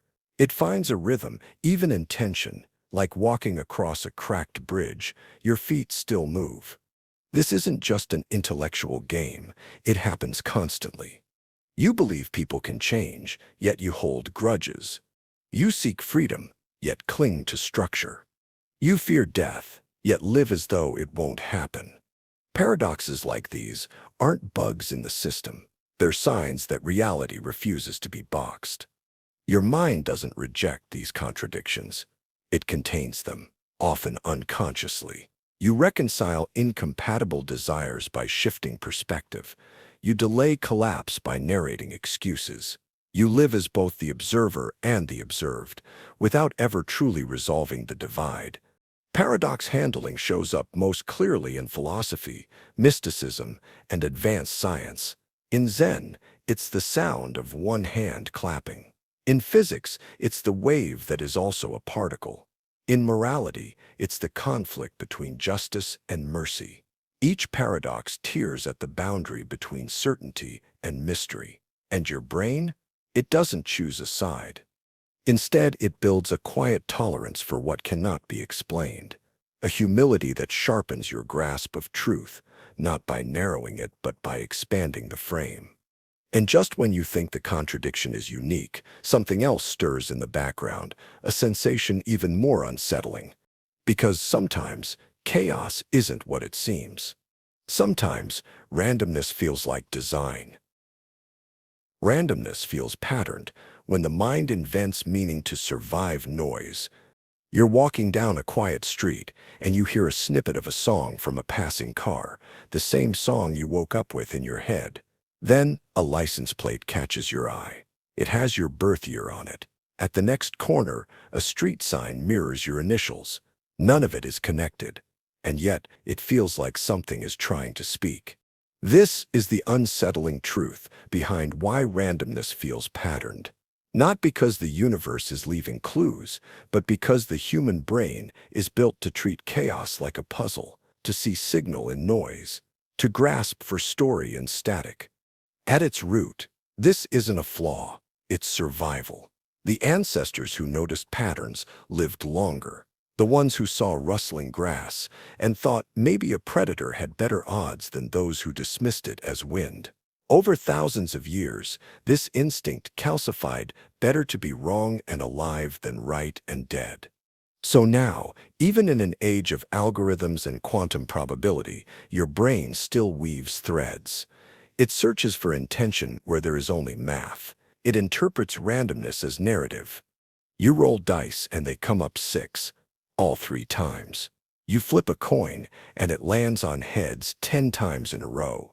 You think, this can't be chance, but it can, and it often is. The illusion of pattern doesn't just haunt gamblers. It shapes belief systems, fuels conspiracy theories, and breathes life into superstition. When you connect dreams to outcomes, prayers to coincidences, gut feelings to global events, you're not tapping into hidden truth. You're watching the ancient engine of pattern-making spin at full speed. But here's the twist. Sometimes, the pattern feels too real, so consistent, so aligned, it breaks past intuition and settles in the bones. You can't not see it. A kind of sacred geometry of experience emerges. You know logically that these are just events, but it doesn't matter. Because pattern perception isn't about logic, it's about meaning. And the need for meaning doesn't turn off, no matter how chaotic the input. So you start to notice clusters, alignments, repeats. You start to feel like coincidence isn't rare. It's everywhere. As if randomness itself has a rhythm, as if the universe is dense with echoes.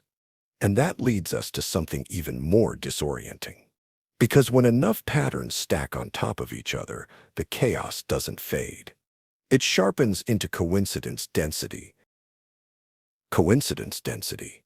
When the improbable becomes the background noise of reality. It begins subtly. A name shows up twice in one day. You think of someone, and they call you. You mention a rare word, and suddenly it's everywhere. These aren't isolated moments. They start stacking, tightening. Coincidences used to be rare. Now they feel like the very texture of reality. This is coincidence density, not just the presence of strange alignments, but their increasing frequency. At first it's a curiosity, then it becomes unnerving. You check the time, and it's always 11:11. You hear the same obscure phrase from different people in the same week. You dream something trivial, then see it play out in a cafe. These aren't grand, cinematic prophecies. They're smaller, stranger, intimate. There's a psychological vertigo in this. When meaning appears too often, it stops being meaning. Coincidence stops being surprising. It becomes expected, almost ambient, like the universe has turned into a slot machine stuck in a state of payout. Not with money, with moments. Our brains aren't designed to ignore this. They're designed to detect pattern, Causality, narrative. So when the random starts clustering, it triggers an evolutionary reflex. Something must be causing this. But no cause emerges, just more patterns. Some say it's attention bias. You notice what you're already primed to see.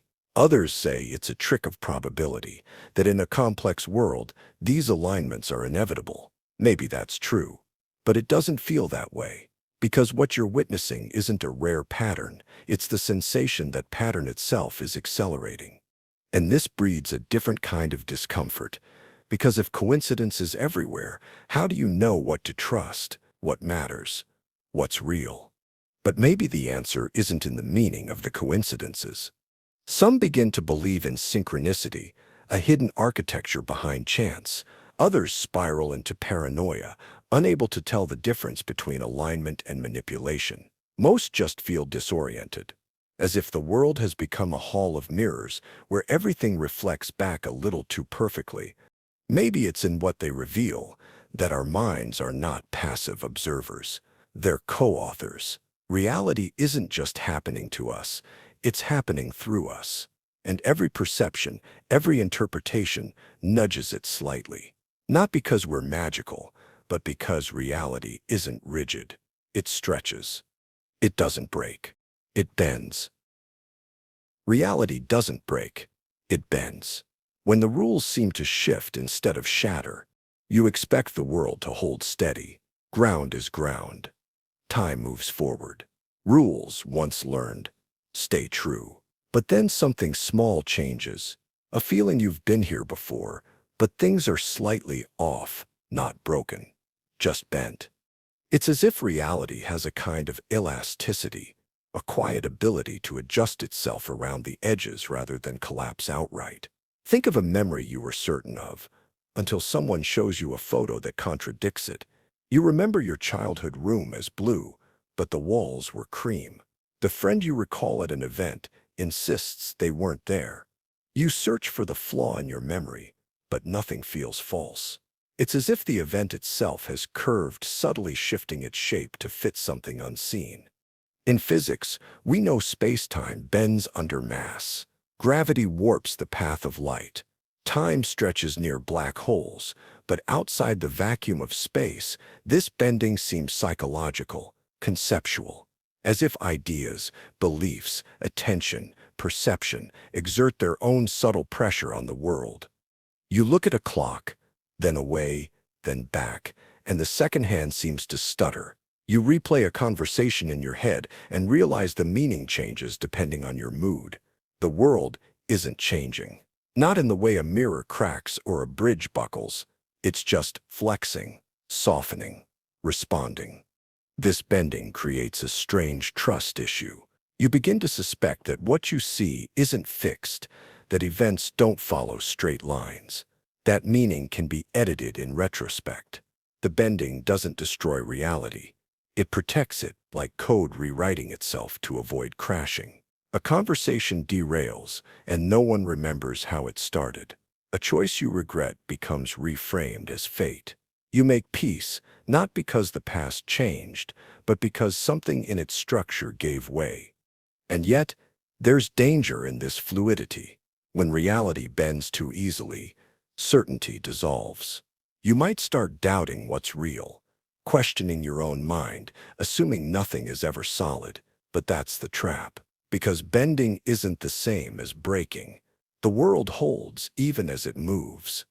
The bending invites us to be flexible too, to let go of our grip on how things must be, to imagine that perhaps the rules were never rigid to begin with. They only seemed that way until they didn't. And once you notice this subtle mutability, you start to wonder what else might be in flux, what else might change simply because you're looking. After all, what does your attention do to the world around you? What happens when the act of observing isn't passive at all? Observer effect distortion, when attention alters the thing itself. Imagine standing in front of a quiet lake. The surface is smooth, perfect, but the moment you lean closer, the stillness is gone. Your breath disturbs the surface, your shadow changes the light, and what you were trying to see has already shifted. This is the observer effect. Not just in quantum mechanics, where particles seem to change behavior when watched, but in everyday perception, where your very act of noticing subtly rewrites what's there. The second you observe, you interfere, you measure, and in doing so, you alter. It's a paradox at the heart of consciousness. To know something is to disturb it. You walk into a room and sense the tension. You try to stay neutral, but by noticing it, by acting differently, by trying to not interfere, you already have. Your presence shapes the atmosphere like gravity warps space. You aren't a passive witness. You're a participant simply by existing. The phenomenon is more insidious in thought.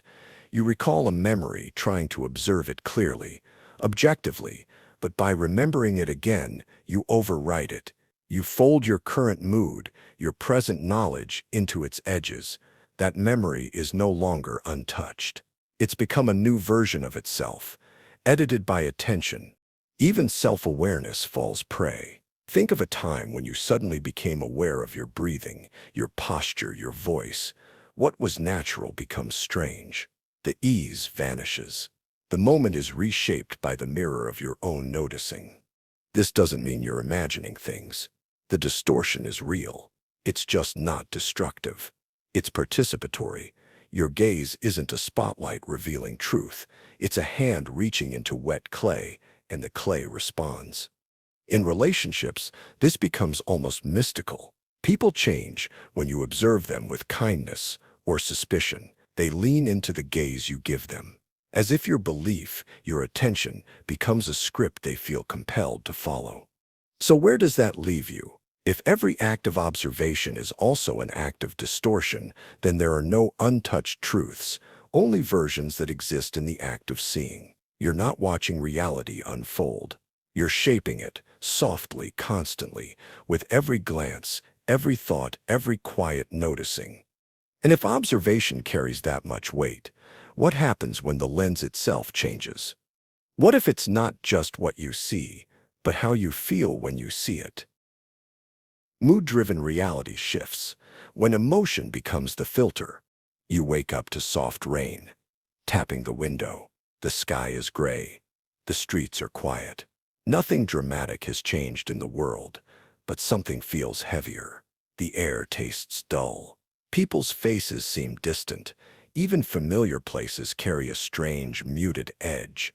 And yet, on a different day, the same scene feels poetic. Melancholy, yes, but beautiful. You notice the shimmer of the raindrops, the comfort in the slowness. What changed? Not the world. You. This is the quiet tyranny of mood, the way it doesn't just color your thoughts, but reshapes the entire framework of reality. Mood isn't simply background noise in your emotional life. It's the lens through which the universe is filtered. When you're anxious, everything seems urgent. Even silence feels loud. People's expressions look more threatening. Time moves faster, but also heavier. And when you're calm, the same streets look more welcoming. The same words feel softer. The same problems seem solvable. Your emotional state alters the way light bends in your mind, not metaphorically, neurologically. Studies show that mood affects attention, memory, even visual perception. When depressed, people literally notice fewer colors. When joyful, they see more detail, more possibility. It's not imagination. It's wiring. This creates a strange instability. You trust your senses, your thoughts, your gut, but what you see isn't just what's there. It's what your brain allows through, based on your current state. You don't just wear mood like clothing. You wear it like a full-body lens, invisible and total. And moods don't ask for permission. They arrive like weather fronts, sweeping across consciousness. You don't always know where they came from, but suddenly they govern everything. A friend's joke feels like an insult. A compliment feels manipulative. A neutral glance feels like judgment. The world hasn't turned hostile. Your mood just shifted the lighting. This is why arguments seem unsolvable when you're angry, why your own beliefs feel more brittle when you're tired. Mood doesn't just change how you feel, it changes what feels true. So what then? is reality. If your mood can make the world feel cruel or kind, sacred or pointless, can you ever trust your view of things? And more unsettlingly, if you can't step outside your own emotional lens, is objectivity even possible? Or is that too just an illusion, waiting on the other side of the next emotional wave? The illusion of objectivity, when truth wears your face. You stand in front of a painting. A stranger beside you stares at the same canvas, but while you see warmth, they see chaos. While you feel peace, they feel confusion. The paint hasn't changed. The light hasn't moved. So why does it speak two different truths? Because what you see is never just what's there. It's what you bring. Objectivity is a noble idea, a promise of truth that stands apart from bias, emotion, or perspective. It suggests we can rise above ourselves, be neutral observers in a world of facts. But that promise is shaky, because the very act of observation is shaped by who's doing the observing. Everything you notice, every thought you form, is filtered through memory, culture, language, emotion, and expectation. Your brain doesn't take in raw reality. It edits, it selects, it translates. And it does all of that behind the curtain of consciousness. When two people witness the same event and walk away with different versions of what happened, we often say one of them is wrong.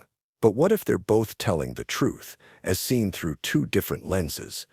Even science, our most sacred engine of objectivity, isn't immune. Every hypothesis begins with a question, and every question is born from a human mind. Instruments don't ask what matters. People do.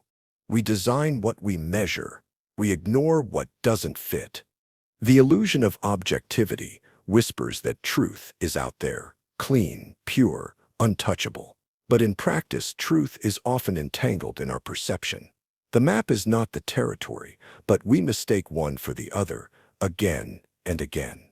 Even introspection, the quest to know ourselves, is shaped by narratives we've inherited. You might think you're being honest, but your honesty is written in a language you didn't choose.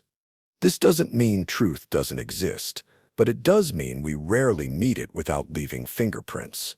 But maybe what we call objectivity is less a destination and more a horizon, something to aim for, knowing we'll never quite arrive. And still, we cling to objectivity, not because it's real, but because it feels stable. A lighthouse in the fog. Something solid in a world that shifts shape with every breath. And if truth wears our face, what does that say about the passage of time, and whether it too is something we create without realizing? Time is a psychological construct. When clocks live in your head, there are days that vanish, entire hours, maybe weeks, lost to routine. And then there are moments, single seconds, so thick with feeling they stretch like eternity. A crash, a kiss, a goodbye. Time, we think, moves in steady rhythm, but our experience of it says otherwise. Because time isn't just measured, it's felt. And what we feel doesn't tick. Ask a child to sit still for 10 minutes. It will feel like punishment. Ask an adult to savor the final 10 minutes with someone they love, and it will feel like theft. The passage is the same, but the meaning distorts it. This is the strange truth. Time may be objective in physics, but it is deeply subjective in the mind. A psychological phenomenon dressed in numbers. Your brain doesn't track seconds like a stopwatch. Instead, it pieces together sensations, memories, and attention spans into an experience of duration. When you're alert and overwhelmed, time can seem to slow. When you're distracted or immersed, it speeds up. That's why danger can feel like slow motion and joy like a blur. Even your memory lies about time. Periods of intense novelty, new places, new emotions become richly encoded in memory, which later feels like a longer span. Monotony, by contrast, collapses into a flicker. That's why childhood summers felt infinite and adulthood vanishes in months. Neuroscientists have found no master clock in the brain, no central timekeeper. Instead, there are scattered circuits, each measuring change, not time itself. Your sense of time is a harmony of these rhythms.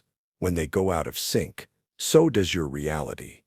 People with certain disorders, like schizophrenia or Parkinson's, can experience time differently, distorted or fragmented. Psychedelics can compress or stretch time until minutes feel like lifetimes or vice versa. Time bends when the brain bends. And in dreams, time obeys no laws. You can live a year in a moment or wake from what feels like a saga that lasted just minutes. It reveals something important without waking attention. Time is fluid. This idea that time lives in the mind has implications beyond science.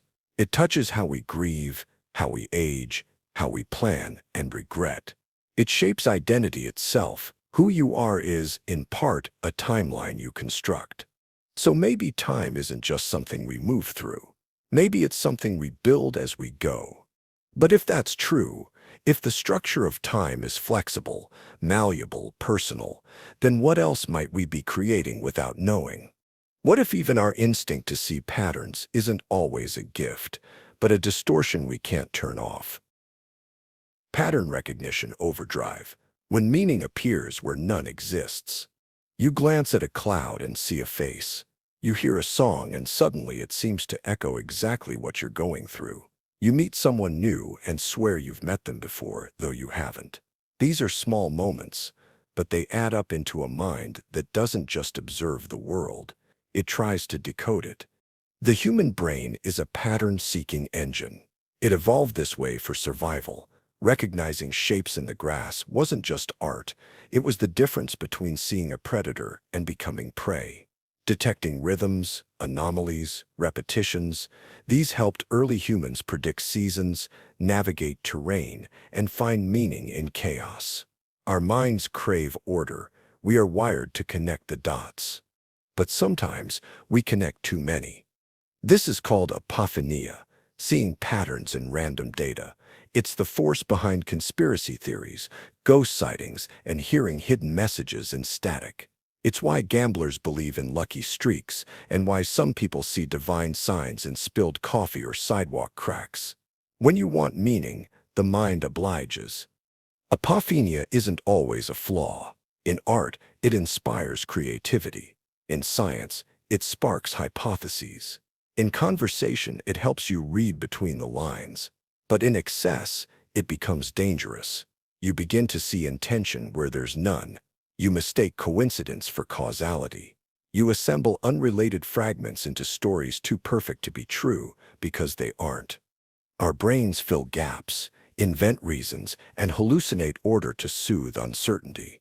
When life feels chaotic, we double down on our search for structure. That's why people under stress, grief, or threat are more likely to perceive signs or patterns.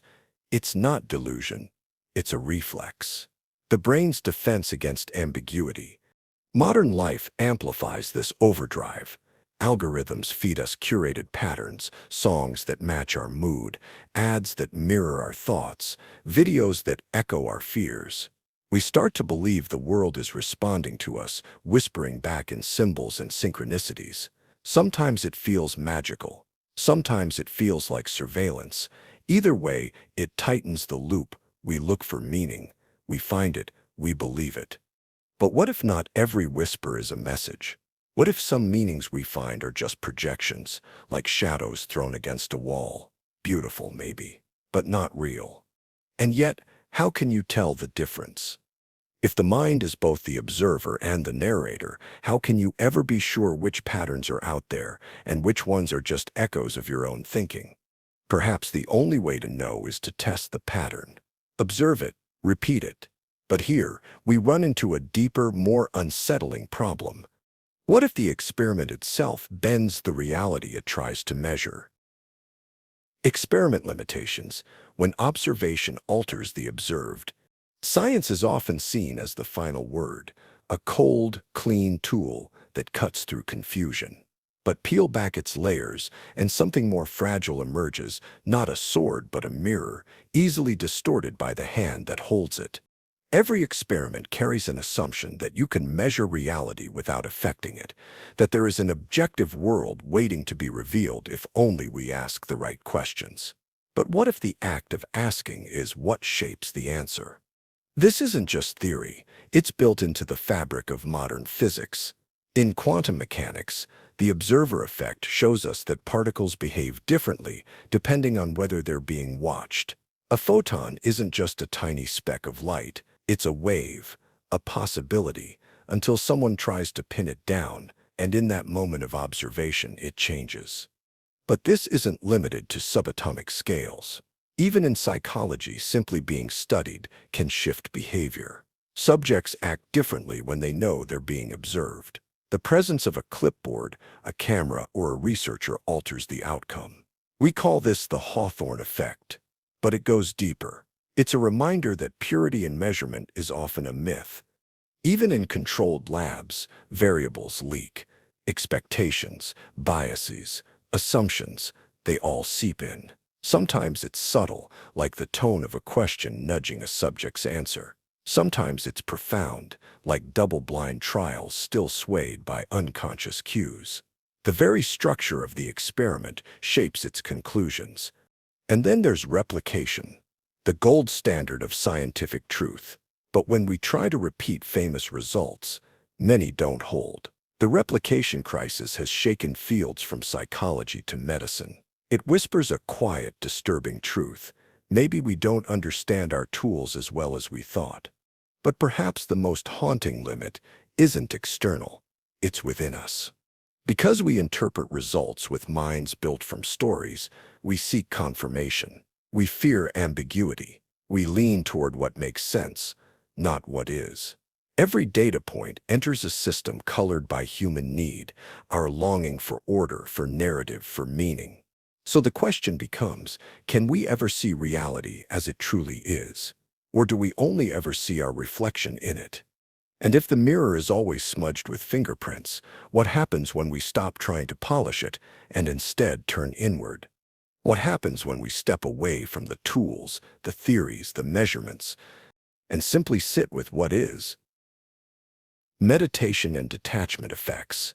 When silence alters the simulation. Close your eyes, and the world doesn't vanish, but it loosens. The ticking clock, the notifications, the names you wear all begin to drift in their place. Breath, pulse, stillness. That is the threshold where meditation begins. Not an escape, but a reset. Not silence, but recalibration. For thousands of years, people have sat still and watched their thoughts rise like mist, noticing, but not gripping, letting go of identity, of urgency, of wanting. And as strange as it sounds, this act of deliberate detachment may alter more than the mind. It may touch the very rules that shape what we call reality. In states of deep meditation, some practitioners report a feeling of weightlessness, not of the body but of the self. Boundaries dissolve. Time blurs. Even the sense of being someone fades into the background. There's no narrative, no task, no future, just awareness aware of itself. From a neurological perspective, parts of the brain associated with ego and spatial awareness quiet down. Blood flow shifts. Neural rhythms synchronize. It's as if the brain lets go of the interface it usually wears, the one that helps it play the game of me in a busy world. But what's left when that interface drops? Some describe it as merging with everything, others as fading into nothing. Either way, it points to a strange truth. Our normal sense of reality may be just one filter among many, a mode we've learned, a perspective we've trained ourselves into. Meditation doesn't show you something new. It removes what was always distorting your view. And the more one lets go of opinion, of memory, of plans, the more the machinery behind experience starts to show itself. You begin to notice how thoughts assemble, how emotion colors perception, how attachment glues things together. And in that noticing, something else becomes visible. A quiet suggestion that reality may not be fixed, but responsive. That what we call the outside world may mirror the quality of our attention. The more scattered the mind, the noisier the world. The more stillness you cultivate, the more the simulation flickers, not in hallucinations or visions, but in how meaning rearranges itself around you. Meditation, then, isn't just relaxation. It's a subtle hack, a way of tuning the interface from within. And once you've stepped behind the curtain, even briefly, a question lingers in the stillness. What happens if the simulation notices that you've noticed? And what might it do to reset the loop? Looped experiences, when life feels like it's repeating itself. You open a door, and something feels wrong. Not frightening, just familiar in a way that shouldn't be. The way the light falls, the words you're about to say, the position of your hands, everything aligns too perfectly. You pause, heart slightly quickened, wondering, haven't I been here before? But you haven't. Not in this life, not in any way you can prove. Still, the sensation is unmistakable, as if a part of you is stuck in a scene that's already happened and is happening again. This is the strange texture of a looped experience, and it's far more than déjà vu. It's when reality itself begins to feel cyclical, not just a flicker of familiarity, but a repeating structure that underlies your moments. Conversations feel pre-written. Days unfold in eerie symmetry. Even personal growth begins to feel like orbit, revisiting the same fears, dreams, and questions in new forms but familiar patterns. This phenomenon might be dismissed as psychological projection, a trick of memory or mood. After all, humans are pattern-seeking machines. But the sensation persists, especially for those who step back and observe life with unusual clarity through meditation, isolation, or sudden trauma. Something begins to shimmer behind the stage of daily events. A rhythm, a loop. In neurological terms, it may have roots in how the brain encodes sequences and expectations. Repetition strengthens recognition. Familiarity reinforces the sense of prediction. But beyond neuroscience, the feeling presses on a deeper question: what if life isn't linear at all? Ancient philosophies from the East to the West spoke of time as a circle, not a line. Reincarnation, eternal return. Samsara. In each, the soul or self is caught in a pattern it cannot see, reliving variations of itself until it awakens. Even modern science, through theories of block time or simulated recurrence, suggests that our experience of forward motion might be a limited rendering of something deeper, something looped. Perhaps these moments when everything feels repeated are echoes, memory from beyond memory. Maybe they are flaws in the illusion of newness, reminders that we're playing a very old game with new textures. Or maybe they're checkpoints. Moments when the system resets, repositions you quietly in the loop to test a different path, to see what you'll choose this time. But here's the unsettling part. What if you're not in a loop by accident? What if your recognition of it is the loop's signal to begin again? And what happens when you try to wake up inside the repetition, only to find that the next moment is already waiting, already familiar, already scripted? The curtain flickers, and somewhere the lucid state begins to stir, but it may not let you in just yet. Lucid state false starts. When you wake up inside a dream, but not quite. The walls ripple. Your hands look wrong. Something in the light feels artificial, too even, too static. You tell yourself, this is a dream, and for a fleeting moment, it is. You become lucid, aware. You marvel at your clarity. Then, like water slipping through fingers, it fades. These are lucid state, false starts. Moments when your mind reaches for full awareness, brushes against it, but falls short. You might begin flying, changing the scene, rewriting the rules, only to have it all pulled away. You might even dream of telling someone you're dreaming, but you're still within it. Lucid dreaming is the rare experience of becoming conscious within a dream. You know you're dreaming while still inside the narrative. But more often than not, this awareness is fragile. It flickers, destabilizes, and collapses. You wake up, or you don't. Instead, You descend into another layer of dreaming, thinking you've awakened when you haven't. They raise questions not just about sleep, but about reality itself. Lucid state false starts aren't just psychological curiosities. They expose the architecture of consciousness. They reveal how self-awareness can exist in degrees, how even when we believe we are fully awake, we may be operating under assumptions that keep us bound. What does it mean to be aware, and how many layers must we pass through to reach real wakefulness? In these moments, reality becomes nested, a dream inside a dream, a waking world that feels less real than the one you just left. Philosophers have wrestled with this problem for centuries. Descartes, Chuang Tzu, modern theorists of consciousness. How do you know you're not dreaming now?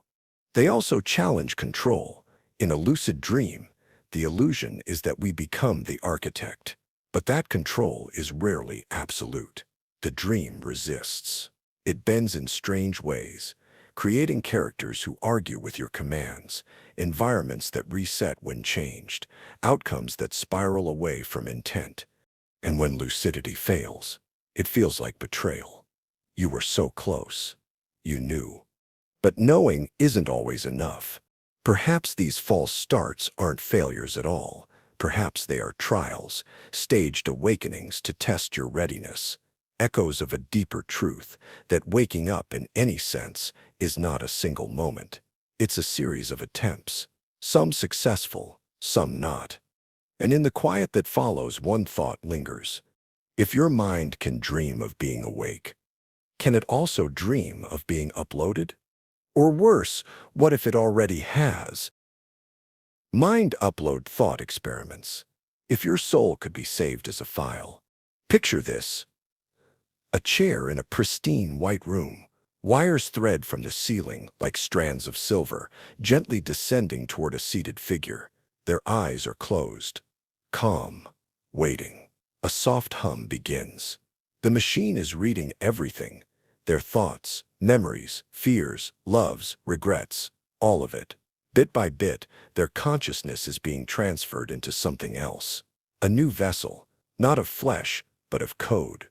This is the premise behind mind upload thought experiments, speculations about whether we could one day transfer the essence of who we are into a digital format. It's the stuff of sci-fi epics and philosophical puzzles, but it's also a deeply unsettling reflection of our relationship with identity, memory, and the soul. At the heart of the idea lies a question: are you the physical matter of your body, or the pattern encoded within? If your memories, preferences, personality traits, and values could be perfectly copied, does the resulting entity become you, or is it simply a clever imitation, convincing but hollow? One version of this thought experiment proposes a scenario where your brain is scanned and mapped in exquisite detail, down to the molecular level. Your consciousness is reassembled in a virtual environment, capable of feeling, thinking, growing, but the biological you remains behind, intact, unchanged. So who, then, is you? Is it the one who walks away from the machine with a digital echo of themselves archived forever? Or the echo, who insists with every thought and word that they are the real one? Worse still is the possibility that you are deleted immediately after the upload. You die. The file continues. It believes it is you.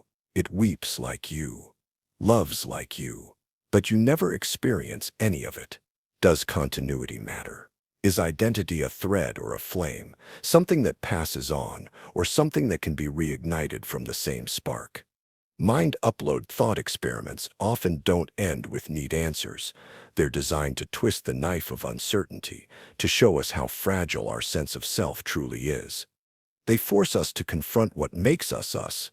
Is it memory, embodiment, stream of consciousness, or something deeper we can't even name? And in the end, they offer one more haunting possibility: that the world you know, the keyboard, the floor beneath you, the ticking of a clock, could already be part of an uploaded simulation. That the decision to transfer yourself has already happened. You just don't remember. Because the simulation was designed that way. And once you open that door, the glitches begin to show. A repeated moment, a missing object, a detail that doesn't match what you remember. Not enough to convince, just enough to whisper, "Are you sure? Or is this a reality sampling error?" Reality sampling errors, when the world shows you only parts of itself. Imagine walking into a room you've never seen before. There's a couch, a lamp, a painting on the wall. You glance around quickly, then look away. Later, someone asks, "What color was the carpet?" You pause. You don't know. You were there, but you never really saw it. That's not forgetfulness. That's a sampling error. Your mind didn't register the detail because it didn't need to, at least not according to the systems running behind your awareness. Reality sampling errors are the quiet blind spots in our perception, the way our brains skim the world instead of absorbing it fully. Like a computer trying to optimize performance, your mind takes in fragments, patches them together, and assumes the rest. It's efficient, it saves energy, and most of the time, it works. Until it doesn't. These errors become visible when you replay a conversation and realize you don't remember a word the other person said. Or when you walk a route you take every day and notice a shop that's been there for years, but somehow feels brand new. It's not that it wasn't there, you just never sampled it. What's eerie is that these omissions don't feel like gaps, they feel like certainty. You believe you saw the whole picture. You believe you were fully present, but the brain is a magician masterful at illusion, relentless in filling in blanks. Now stretch this concept wider. Imagine that your experience of reality itself is a stitched tapestry of guesses and assumptions. You don't perceive the world in its fullness. You perceive a filtered feed, a stream of curated signals determined by attention, expectation, bias, and fatigue. What happens when those filters misfire? You might swear a building changed color overnight. You might recall an event differently than everyone else. You might trust your senses, even when they lie. And that's where the unease begins to bloom. Because if you're only getting partial input, how can you trust your conclusions? If your memories are built on scattered samples, how real is your past? This isn't just a perceptual issue. It's existential. Your identity, your worldview, your relationships are all built from data your brain believes it gathered, but maybe didn't, or maybe misread, or maybe invented entirely. Reality then becomes less like a solid wall and more like a shifting mist. You see shapes, outlines, motions, but you never see the full thing, and the more you try to pin it down, the more it slips away. It begs the question, are you living your life or just sampling fragments of it? And if the sampling is flawed, what happens to time itself? What if the past you remember has been compressed beyond recognition? Temporal self-compression. When your past becomes a summary of someone else, think back to who you were 10 years ago. Not the clothes you wore or the music you listened to, but the person, your values, your thoughts, your fears. You might remember fragments, a few vivid moments, maybe a journal entry or two. But if you're honest, that version of you feels distant, abstract, not quite real. This is temporal self-compression, the psychological phenomenon where we perceive our past selves as increasingly simplified the further back in time we go. It's not that we forget everything. It's that the richness of who we were gets compressed into a character sketch, like a profile page you'd skim on a stranger's social media. The mind is wired for efficiency, and time is its most expensive currency. To maintain a coherent sense of identity, the brain needs to stitch together continuity. But memory is costly, and the self is constantly evolving, so it trims, it edits, it compresses. What you're left with isn't your past self. It's a compressed archive, biased by your present lens.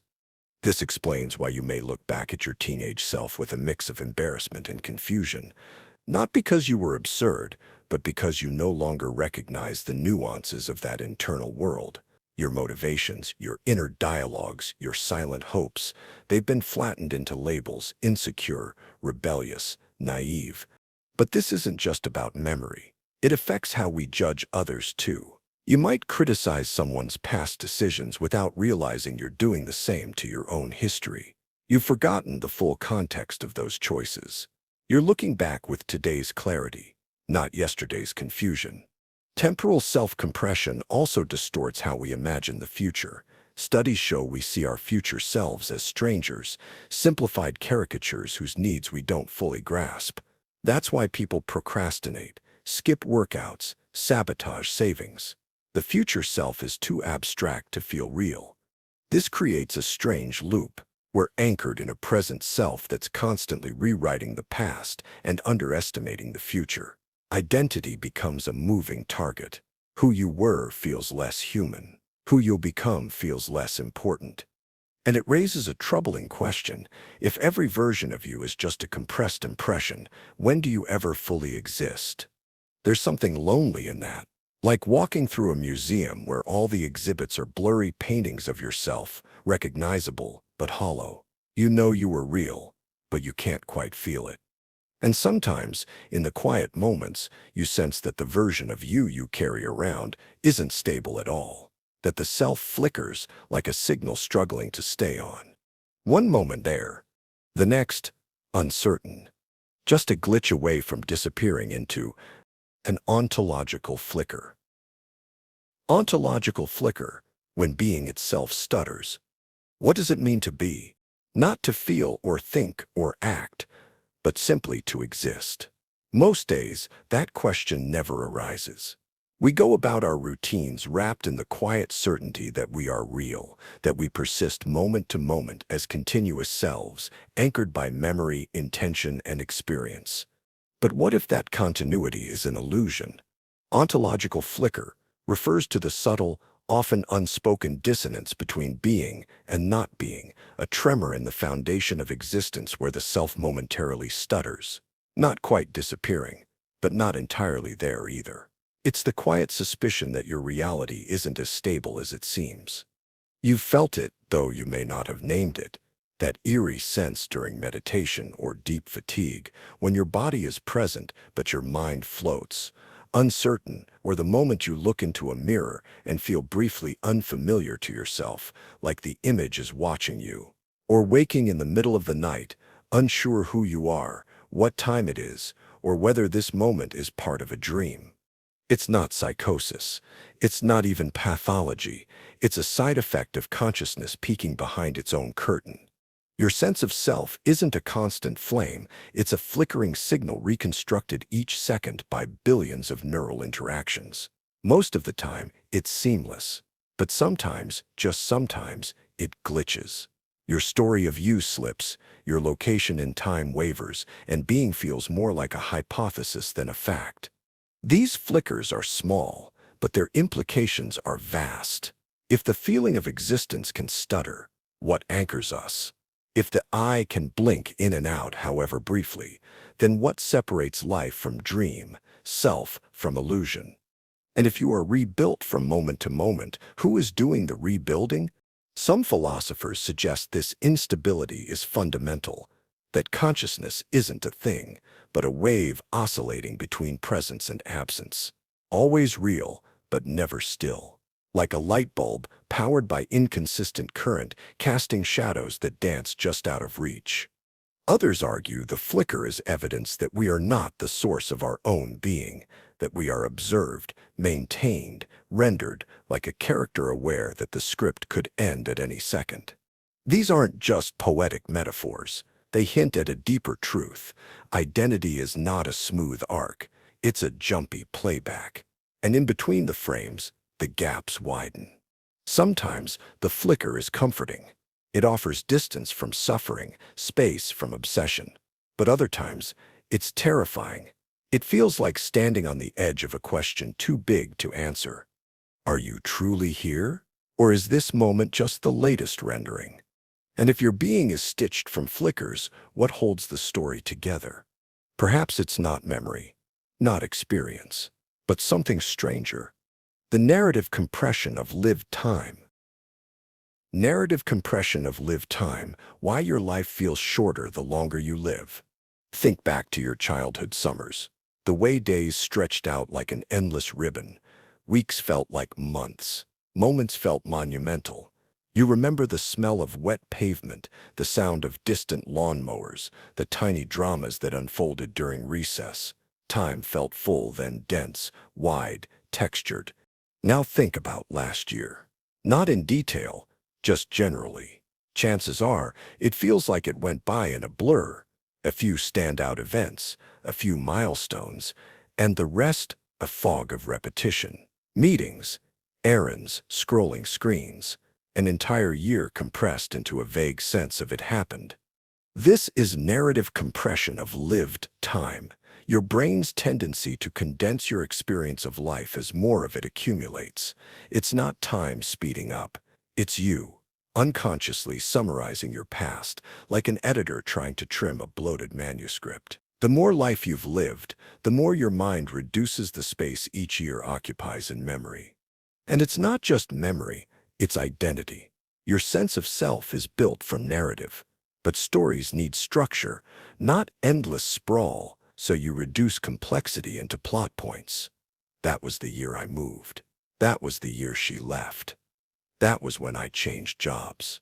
You live each moment in full color, but remember them in monochrome headlines. This compression happens quietly, invisibly, but it shapes how you feel time. Why a single year in childhood can feel longer than the last 5 combined. Why older adults often feel like life is slipping by. It's not just nostalgia, it's architecture. Your mental filing cabinet is full, so the folders get thinner. But here's the unsettling twist. This isn't just about the past, it affects how you live now. The more familiar your days become, the less your brain bothers to record them with detail. Routine blurs memory.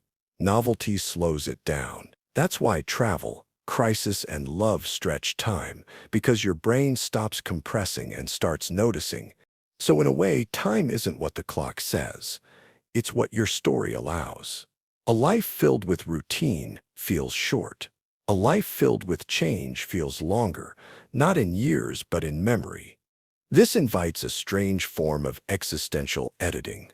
Do you seek comfort in familiarity, knowing it will disappear in memory? Or do you chase disruption, risking discomfort for the sake of preserving a thicker, richer sense of time? And then there's a deeper layer. If your life is stored as a story, compressed, smoothed, reduced to arcs, what parts get lost entirely? What moments did you live fully that now exist only as faint shadows in the narrative? Sometimes it feels like you're not just living your life, you're summarizing it, even as it unfolds. Because in the end, entropy doesn't just dissolve order in the physical world, it unravels the vividness of our own stories. And that's where we turn next. Entropy as storytelling mechanism, why decay feels like destiny. Stories don't just begin and end, they unwind, they unravel. And in that slow collapse lies a truth that mirrors physics itself. The story of the universe is a story of rising entropy. Entropy, in simple terms, is disorder. It's the tendency of systems to move from order to chaos, from structure to randomness. Ice melts, buildings crumble, stars die, and in the same way, lives fracture, relationships fade, and memories dissolve. But what if entropy isn't just a physical law? What if it also governs the shape of stories, especially the ones we live? Think about your favorite tales. They start with clarity, a hero, a goal, a world with rules. But as the plot unfolds, things break down. Conflicts multiply. Certainties collapse. The characters are forced to change, not because they want to, but because the world demands it. Entropy isn't the villain, it's the gravity that pulls the story toward meaning. In your own life, you've seen this too. Plans decay, habits fall apart, people drift. No matter how tightly you try to hold on, everything loosens. And somehow that unraveling creates depth. The more fragile something becomes, the more poignant it feels. A sunset, a last conversation, a home before it's sold. The beauty is in the fading. Entropy is what turns facts into stories. Without it, nothing would change. No tension, no transformation. It's decay that gives events emotional weight. A perfect day means nothing if it lasts forever. A fleeting moment means everything because it can't. Even memory obeys entropy. You can feel it. The way some days blur together while others remain sharp, preserved by accident or pain. And the more you try to revisit the past, the more it distorts, the more it slips, like trying to hold mist. Your identity is a patchwork of preserved fragments and decaying context. In this way, entropy is the hidden author of your life, not just destroying, but shaping. It erases the unnecessary, intensifies the important, and compresses the chaos into something meaningful, if you let it. It's not a force to fight, but a current to understand. It teaches that nothing stays, that endings aren't failures, but inevitable punctuation. That change is not just natural, it's narrative. And when you see the world through that lens, something strange happens. The cracks don't just reveal flaws, they let the light in. The instability becomes part of the plot. The unraveling becomes the story. And if entropy writes every tale, could it be that we're all living inside a shared one? Maybe that's what dreams are hinting at. Collective dream hypothesis, when your reality isn't entirely yours. Sometimes, waking life feels oddly staged. You say things that surprise even you. A stranger finishes your thought. A coincidence snaps reality into something uncanny. And for a brief moment, you wonder if this world is entirely yours or if you're dreaming someone else's dream too. The collective dream hypothesis doesn't claim we're all sharing the same illusion. It suggests something subtler, that the reality you experience is shaped not solely by your mind, but by the overlap of countless others. Like a shared lucid dream, where consensus molds the walls and memory becomes collaborative architecture. You learn language from others. Culture gives you your rituals. Meaning is not born in isolation. It's passed down, echoed, rewritten. Your dreams borrow images you've never seen, but that others have planted. Even your fantasies wear the fingerprints of the collective. And when enough people believe in a version of reality, that version becomes difficult to distinguish from truth. Nations, laws, holidays, currencies, none of these exist outside shared imagination. They only hold power because we agree to act as if they're real. But the dream goes deeper. Consider how you perceive the world. Through metaphors, assumptions, symbols, much of what you feel is filtered through stories crafted long before you were born. Myths, movies, advertising, even the quiet scripts of school and family. These are the blueprints that shape how your inner world aligns with the outer one. You are dreaming, in a way, using pieces that aren't entirely your own. When you speak of identity, you often describe it in terms given to you, roles, labels, histories. Yet none of these feel fabricated. They feel true. That's the strange paradox of the shared dream. Even when constructed, it feels deeply personal. And then there are those moments that break through. A déjà vu, a shared hallucination, a cultural shift that changes how an entire generation remembers the past. When millions suddenly reimagine an idea or reality together, the fabric of the dream itself bends. Is it possible that consciousness itself isn't entirely private? That awareness may arise in clusters, shaped and reshaped by proximity, empathy, mimicry, or perhaps your dreams. Those strange nocturnal episodes are just glimpses of others bleeding into you. You close your eyes and wander through places you've never been, alongside people you've never met, carrying memories that feel foreign yet familiar. Maybe it's not your subconscious, maybe it's ours. And when you wake, you carry fragments, ideas that came from nowhere, fears that seem inherited, desires that don't belong to you. They're part of the dream you're helping maintain. But how does the dream persist so convincingly across so many lives, so many minds? The answer may be found deeper than dreams, deeper even than thoughts. It may be written into your very structure. DNA is code storage. When your body carries more data than your mind, you carry within you an ancient archive, one so vast, so quietly detailed, that it dwarfs any library or digital database humanity has ever created. Every cell in your body holds it. Every strand of DNA, curled neatly like a soft whisper of instructions, is a blueprint written in code, not metaphorical code, literal biochemical syntax. It's easy to think of DNA as just a biological instruction manual. Build a liver here, start puberty there, use this enzyme to repair that. But this view flattens something staggering.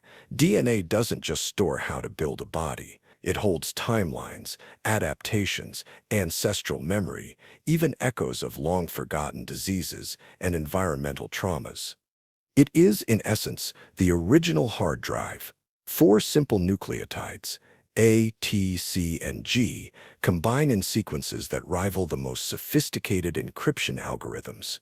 A single gram of DNA can theoretically store over 200 million gigabytes of data, and yet it isn't stored in a server farm. It's stored in blood and bone, folded invisibly inside you. This storage isn't static. Your cells don't just read DNA. They rewrite it, interact with it, silence, and activate sections, depending on your environment, your stress levels, even your thoughts. Epigenetics reveals a startling truth. Your life rewrites your code, and your rewritten code becomes part of your lineage. Experience can be inherited. Fear can be passed down. Resilience can be coded. And this process began long before you did. Your DNA is older than your name, your culture, your language. Inside you are genes shared with ancient trees, with fungi, with the first bacteria that ever lived. You're not just a person. You're an updated version of millions of lives, all written in code and compressed into a human shape. It's also a code we're starting to learn how to edit. CRISPR and other gene editing technologies are beginning to treat DNA like programmable software. What happens when we become authors of our own biology? When our code is no longer inherited but curated? And this raises strange questions. If your traits, emotions, even aspects of your moral instincts are coded in your DNA, to what extent are your choices your own? If empathy, aggression, risk-taking, and attachment behaviors have a biochemical origin, are you simply playing out lines written long ago? You might believe you're acting freely, but maybe the rules were embedded in the code from the start. And if behavior follows rules and rewards are built in, what if morality is less about virtue and more about game design? Morality as game mechanics, when doing good feels designed. What if being good isn't just noble? What if it's useful, built into the architecture of your world, like a reward loop in a well-designed game?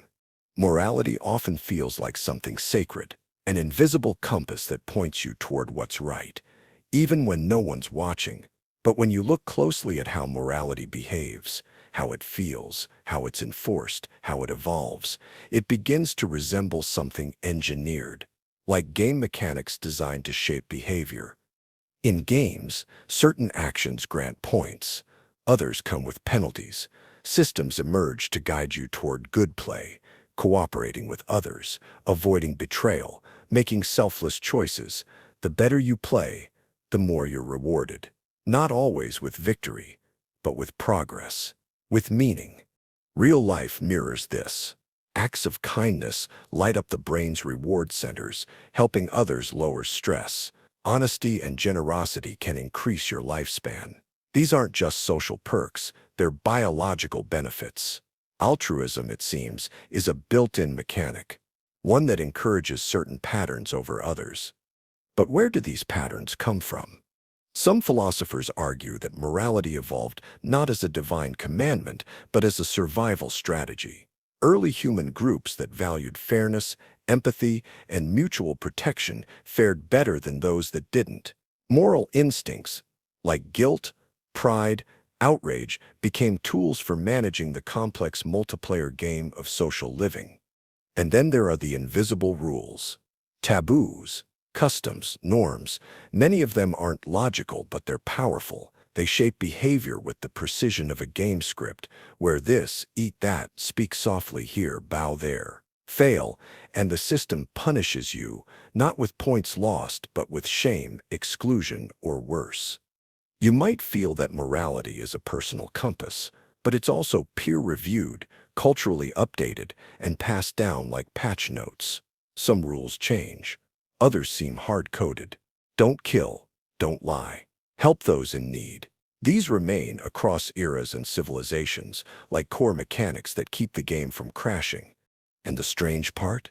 You rarely stop to question them. They feel real, not imposed.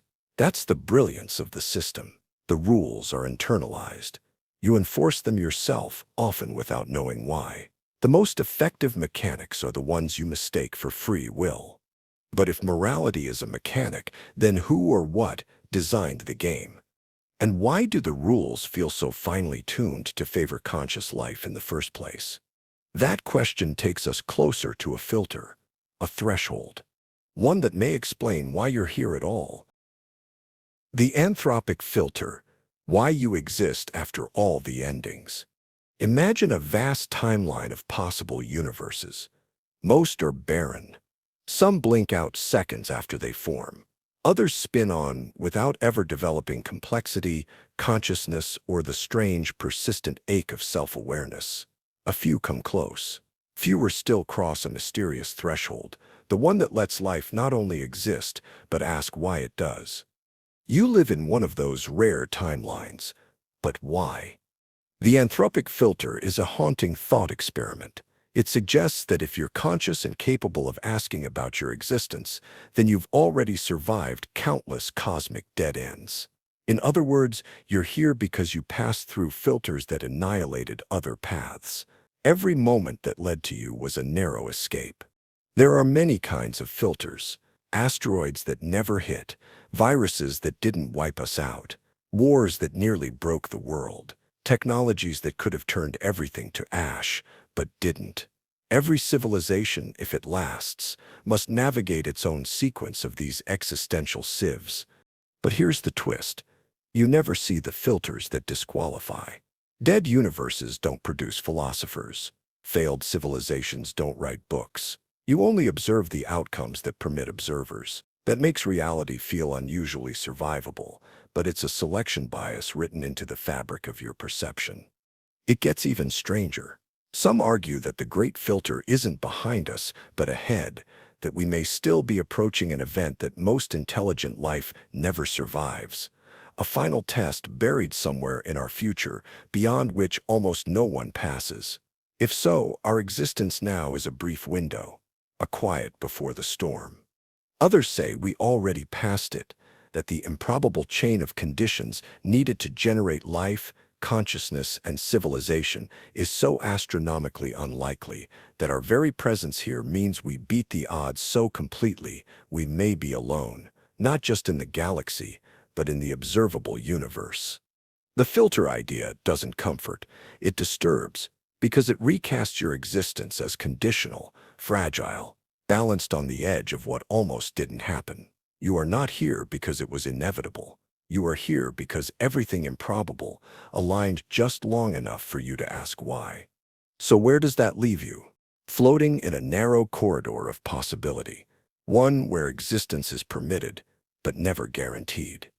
And in that corridor, everything obeys one quiet truth, that reality itself has rules, limits that shape what can and cannot be. Not moral ones, physical ones. Physics as a language of limits. The script reality refuses to rewrite. Every moment you live, you're touching the invisible edge of what's possible. Jump, and gravity pulls, burn fuel, and energy is conserved. Collide particles, and mass becomes light.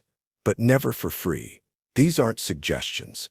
They're not up for negotiation. They're the syntax of existence. The quiet laws that say this far and no farther. Physics is often seen as a description of how things work. But look deeper, and it begins to feel like something else entirely. A language, not the kind spoken with breath and tongue, but with forces, constants, and probabilities. A language that doesn't communicate ideas, but constraints. It doesn't say what is, it says what can be. It's easy to think of reality as flexible. We can imagine flying, teleporting, reversing time, but these fantasies dissolve the moment they collide with the hard grammar of the universe. Physics doesn't just explain, it prohibits, it sets the boundaries within which imagination must fold itself into reality. Consider light. The fastest speed we know, but also a speed limit. You can approach it, mimic it, even trick your senses into experiencing it differently, but you cannot exceed it. The closer you get, the more time warps, the more mass resists. Like a game with hidden rules that punish exploits you didn't know you were attempting.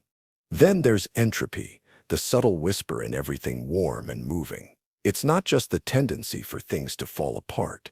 It's the deep logic that says order has a cost, that memory fades, that structures collapse, that perfect preservation is a fantasy. Entropy is the universe's tax on complexity. Even at the smallest scales, quantum mechanics, Planck time, Heisenberg uncertainty, you're not dealing with chaos, but with limits. These aren't gaps in our knowledge. They're reminders that even uncertainty has structure. Even randomness has a boundary. But perhaps the most unsettling aspect of all is this. These limits don't need you. They were here before thought, before life, before stars. They weren't invented, they were inherited, carved into the substrate of being like grooves on a record. You don't write the music, you interpret the pattern. And so, you move through a world that feels free, but is bound on every side by rules you didn't vote for, can't escape, and often don't even perceive. And yet, within those limits, consciousness arises. Memory forms. Identity takes root. Because within every set of constraints, something starts to build a world. Memory as world building. The architect inside your mind. Close your eyes and think of a place you know well, your childhood bedroom, a favorite street corner, the face of someone you love. You can see it, feel it, sometimes even smell it. And yet none of it is here. It exists only as a reconstruction, a model, a world your memory builds in the dark.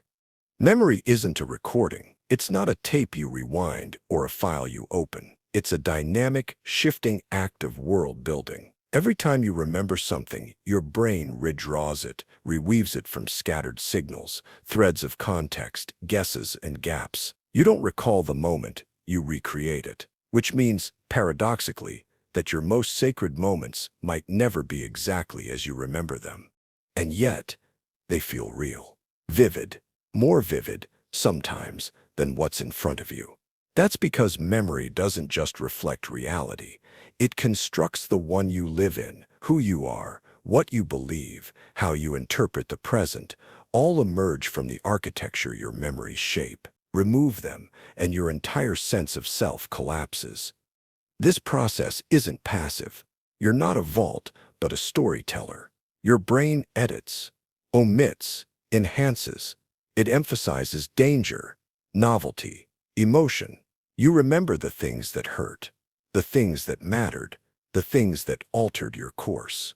Not always because they happened exactly that way, but because you needed them to. This is why memory can't be separated from identity. You don't just remember who you are who you remember being. And when those memories distort, fragment, or vanish, so do you. It's why diseases like Alzheimer's are so terrifying, not because they erase facts, but because they unravel the story you tell yourself about you. Even collective memory follows this rule. Cultures remember myths, nations remember wars, families remember traditions. These shared reconstructions become blueprints for behavior, belonging, even morality. Our shared memories shape what we call reality, even when they contradict evidence, because often what's remembered is what's believed. And while you navigate that world, confident in what's real and what's not, there's another truth hiding beneath it. But perhaps most haunting is this: if memory builds your world, then that world is never stable. It shifts with age, emotion, suggestion, A kind word can repaint a decade. A single traumatic moment can fracture a lifetime of meaning. Your world isn't built once, it's rebuilt, endlessly, in silence. You don't live in reality. You live in a version of it that memory allows. And that version is layered, fluid, and deeply probabilistic.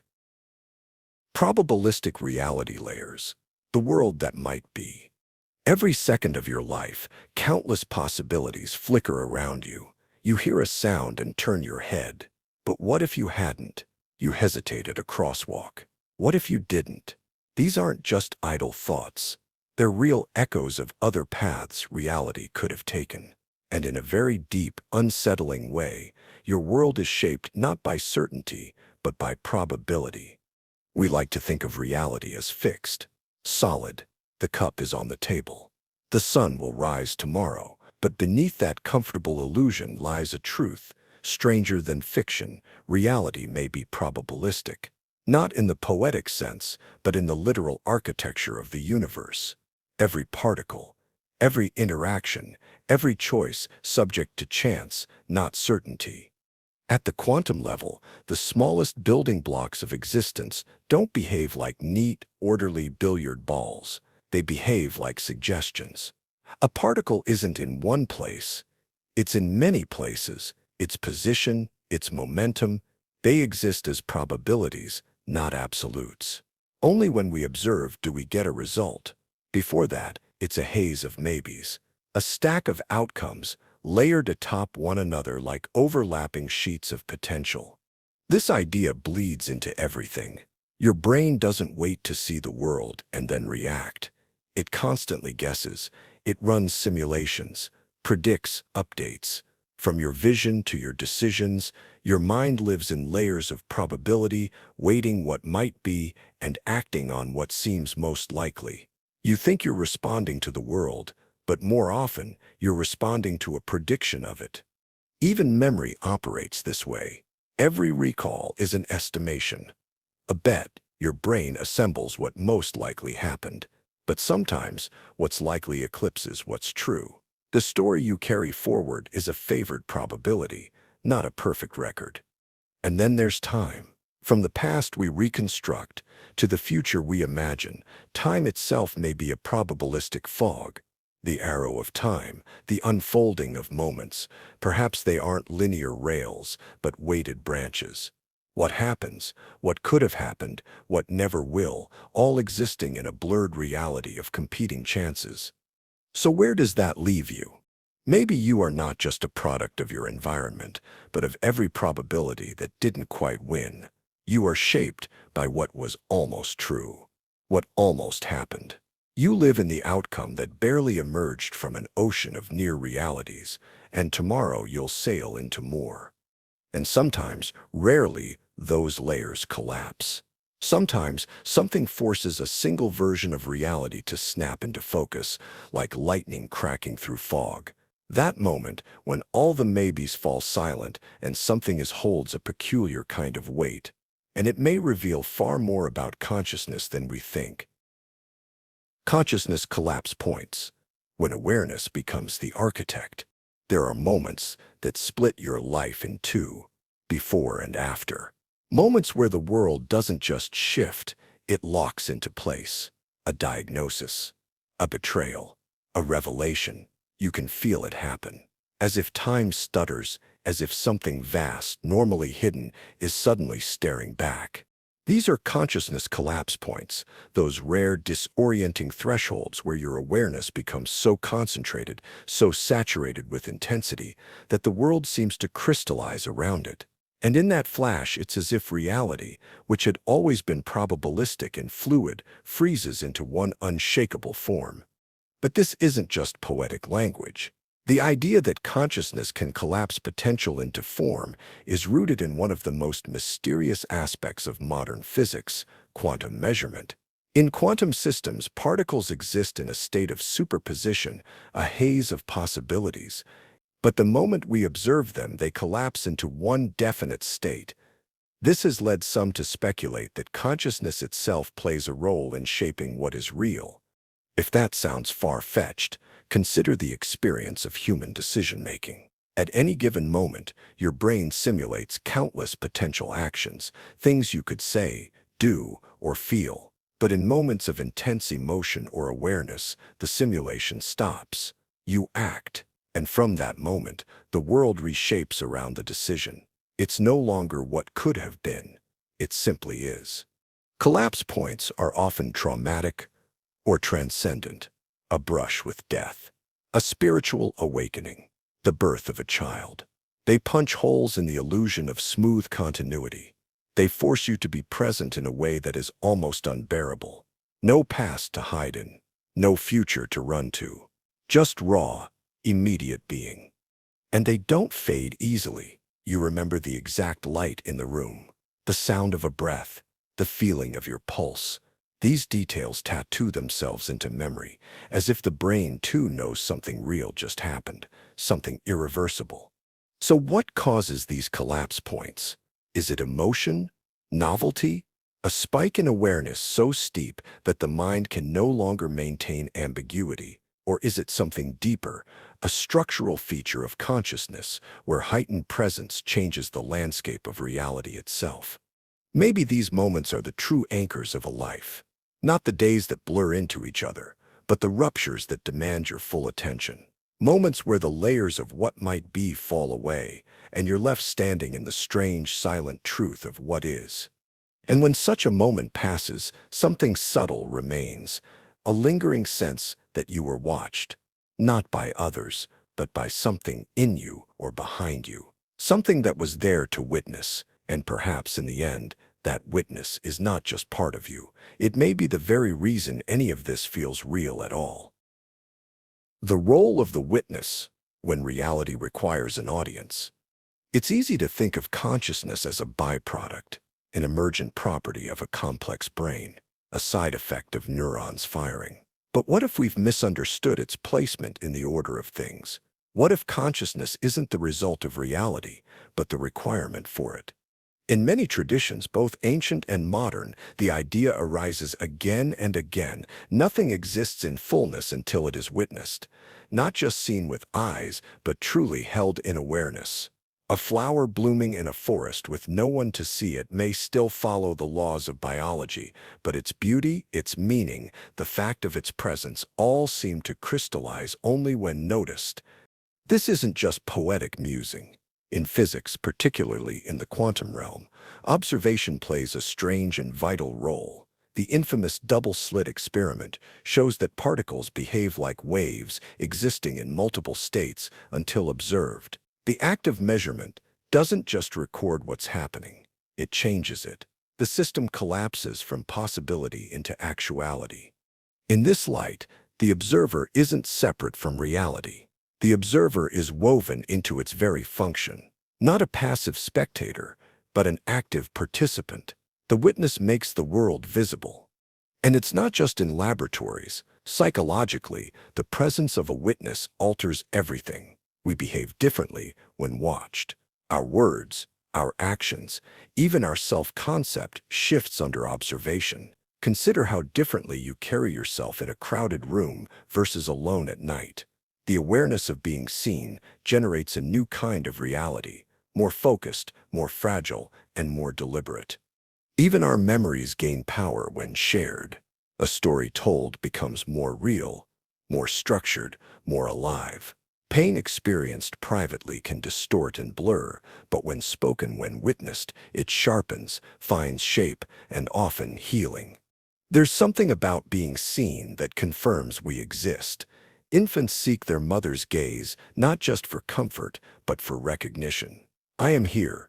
The baby's look seems to say, "Can you see me? Then I must be real." And even as adults, that need remains. To be mirrored, to be validated, to be rendered whole through another's attention. Perhaps this is the silent thread that connects all meaning. Not what happens, but what is noticed. In a universe that may be indifferent, maybe it is the witness who injects value into the void, who turns randomness into pattern, who takes experience and declares this matters. And if consciousness is the candle that lights the cave of existence, then the role of the witness is not trivial. It is sacred. Not an accident of evolution, but a mechanism through which the world can know itself. Which leads to a deeper question. If witnessing creates meaning, then what happens when there is no observer at all? What does it say about the nature of reality itself? It's here that science begins to blur into metaphysics, into theories that bend not just our understanding of consciousness, but of space, of time, of the very structure of the universe. And one of those theories suggests something astonishing, that everything you see, touch, and remember may not be as three-dimensional as it seems. The holographic principle. When the universe is a projection, we navigate the world as if it's solid, tangible, made of things that take up space and have depth. But what if that sense of depth, what feels like three dimensions, is only a convincing illusion? What if the universe you're moving through is more like a hologram, projected from a deeper, flatter truth? That's the unsettling premise behind the holographic principle, one of the most radical ideas to emerge from theoretical physics. At its core, the principle proposes this: everything you experience, the stars above, the cells in your body, your thoughts, your memories, may be encoded on a distant, lower-dimensional boundary, like a cosmic film strip projecting a 3D world onto your consciousness. It started not with mysticism, but with black holes. Physicist Jacob Bekenstein noticed something strange. The entropy, the amount of information inside a black hole, didn't scale with its volume, it scaled with its surface area. That was unexpected. It suggested that the information about what fell into a black hole wasn't lost in its depths, but somehow smeared across its outer shell. Later, Leonard Susskind and Gerard Hooft extended the idea. If black holes could store all their information on a two-dimensional surface, maybe the entire universe worked that way. Maybe our three-dimensional experience emerges from information encoded at the edge of reality itself. A boundary we can't see, but one that holds everything we are. Imagine a hologram on a credit card, tilt it, and you see depth, texture, a miniature world. But the information that creates that illusion? It's flat, stored in two dimensions. According to the holographic principle, the universe might work the same way. What you see as 3D is the processed rendering of data that exists on a much simpler plane.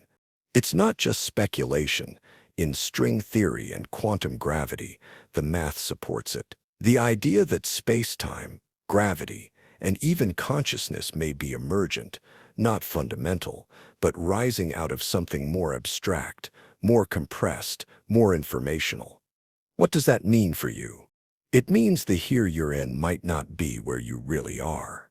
That depth is not depth. That touch is not contact.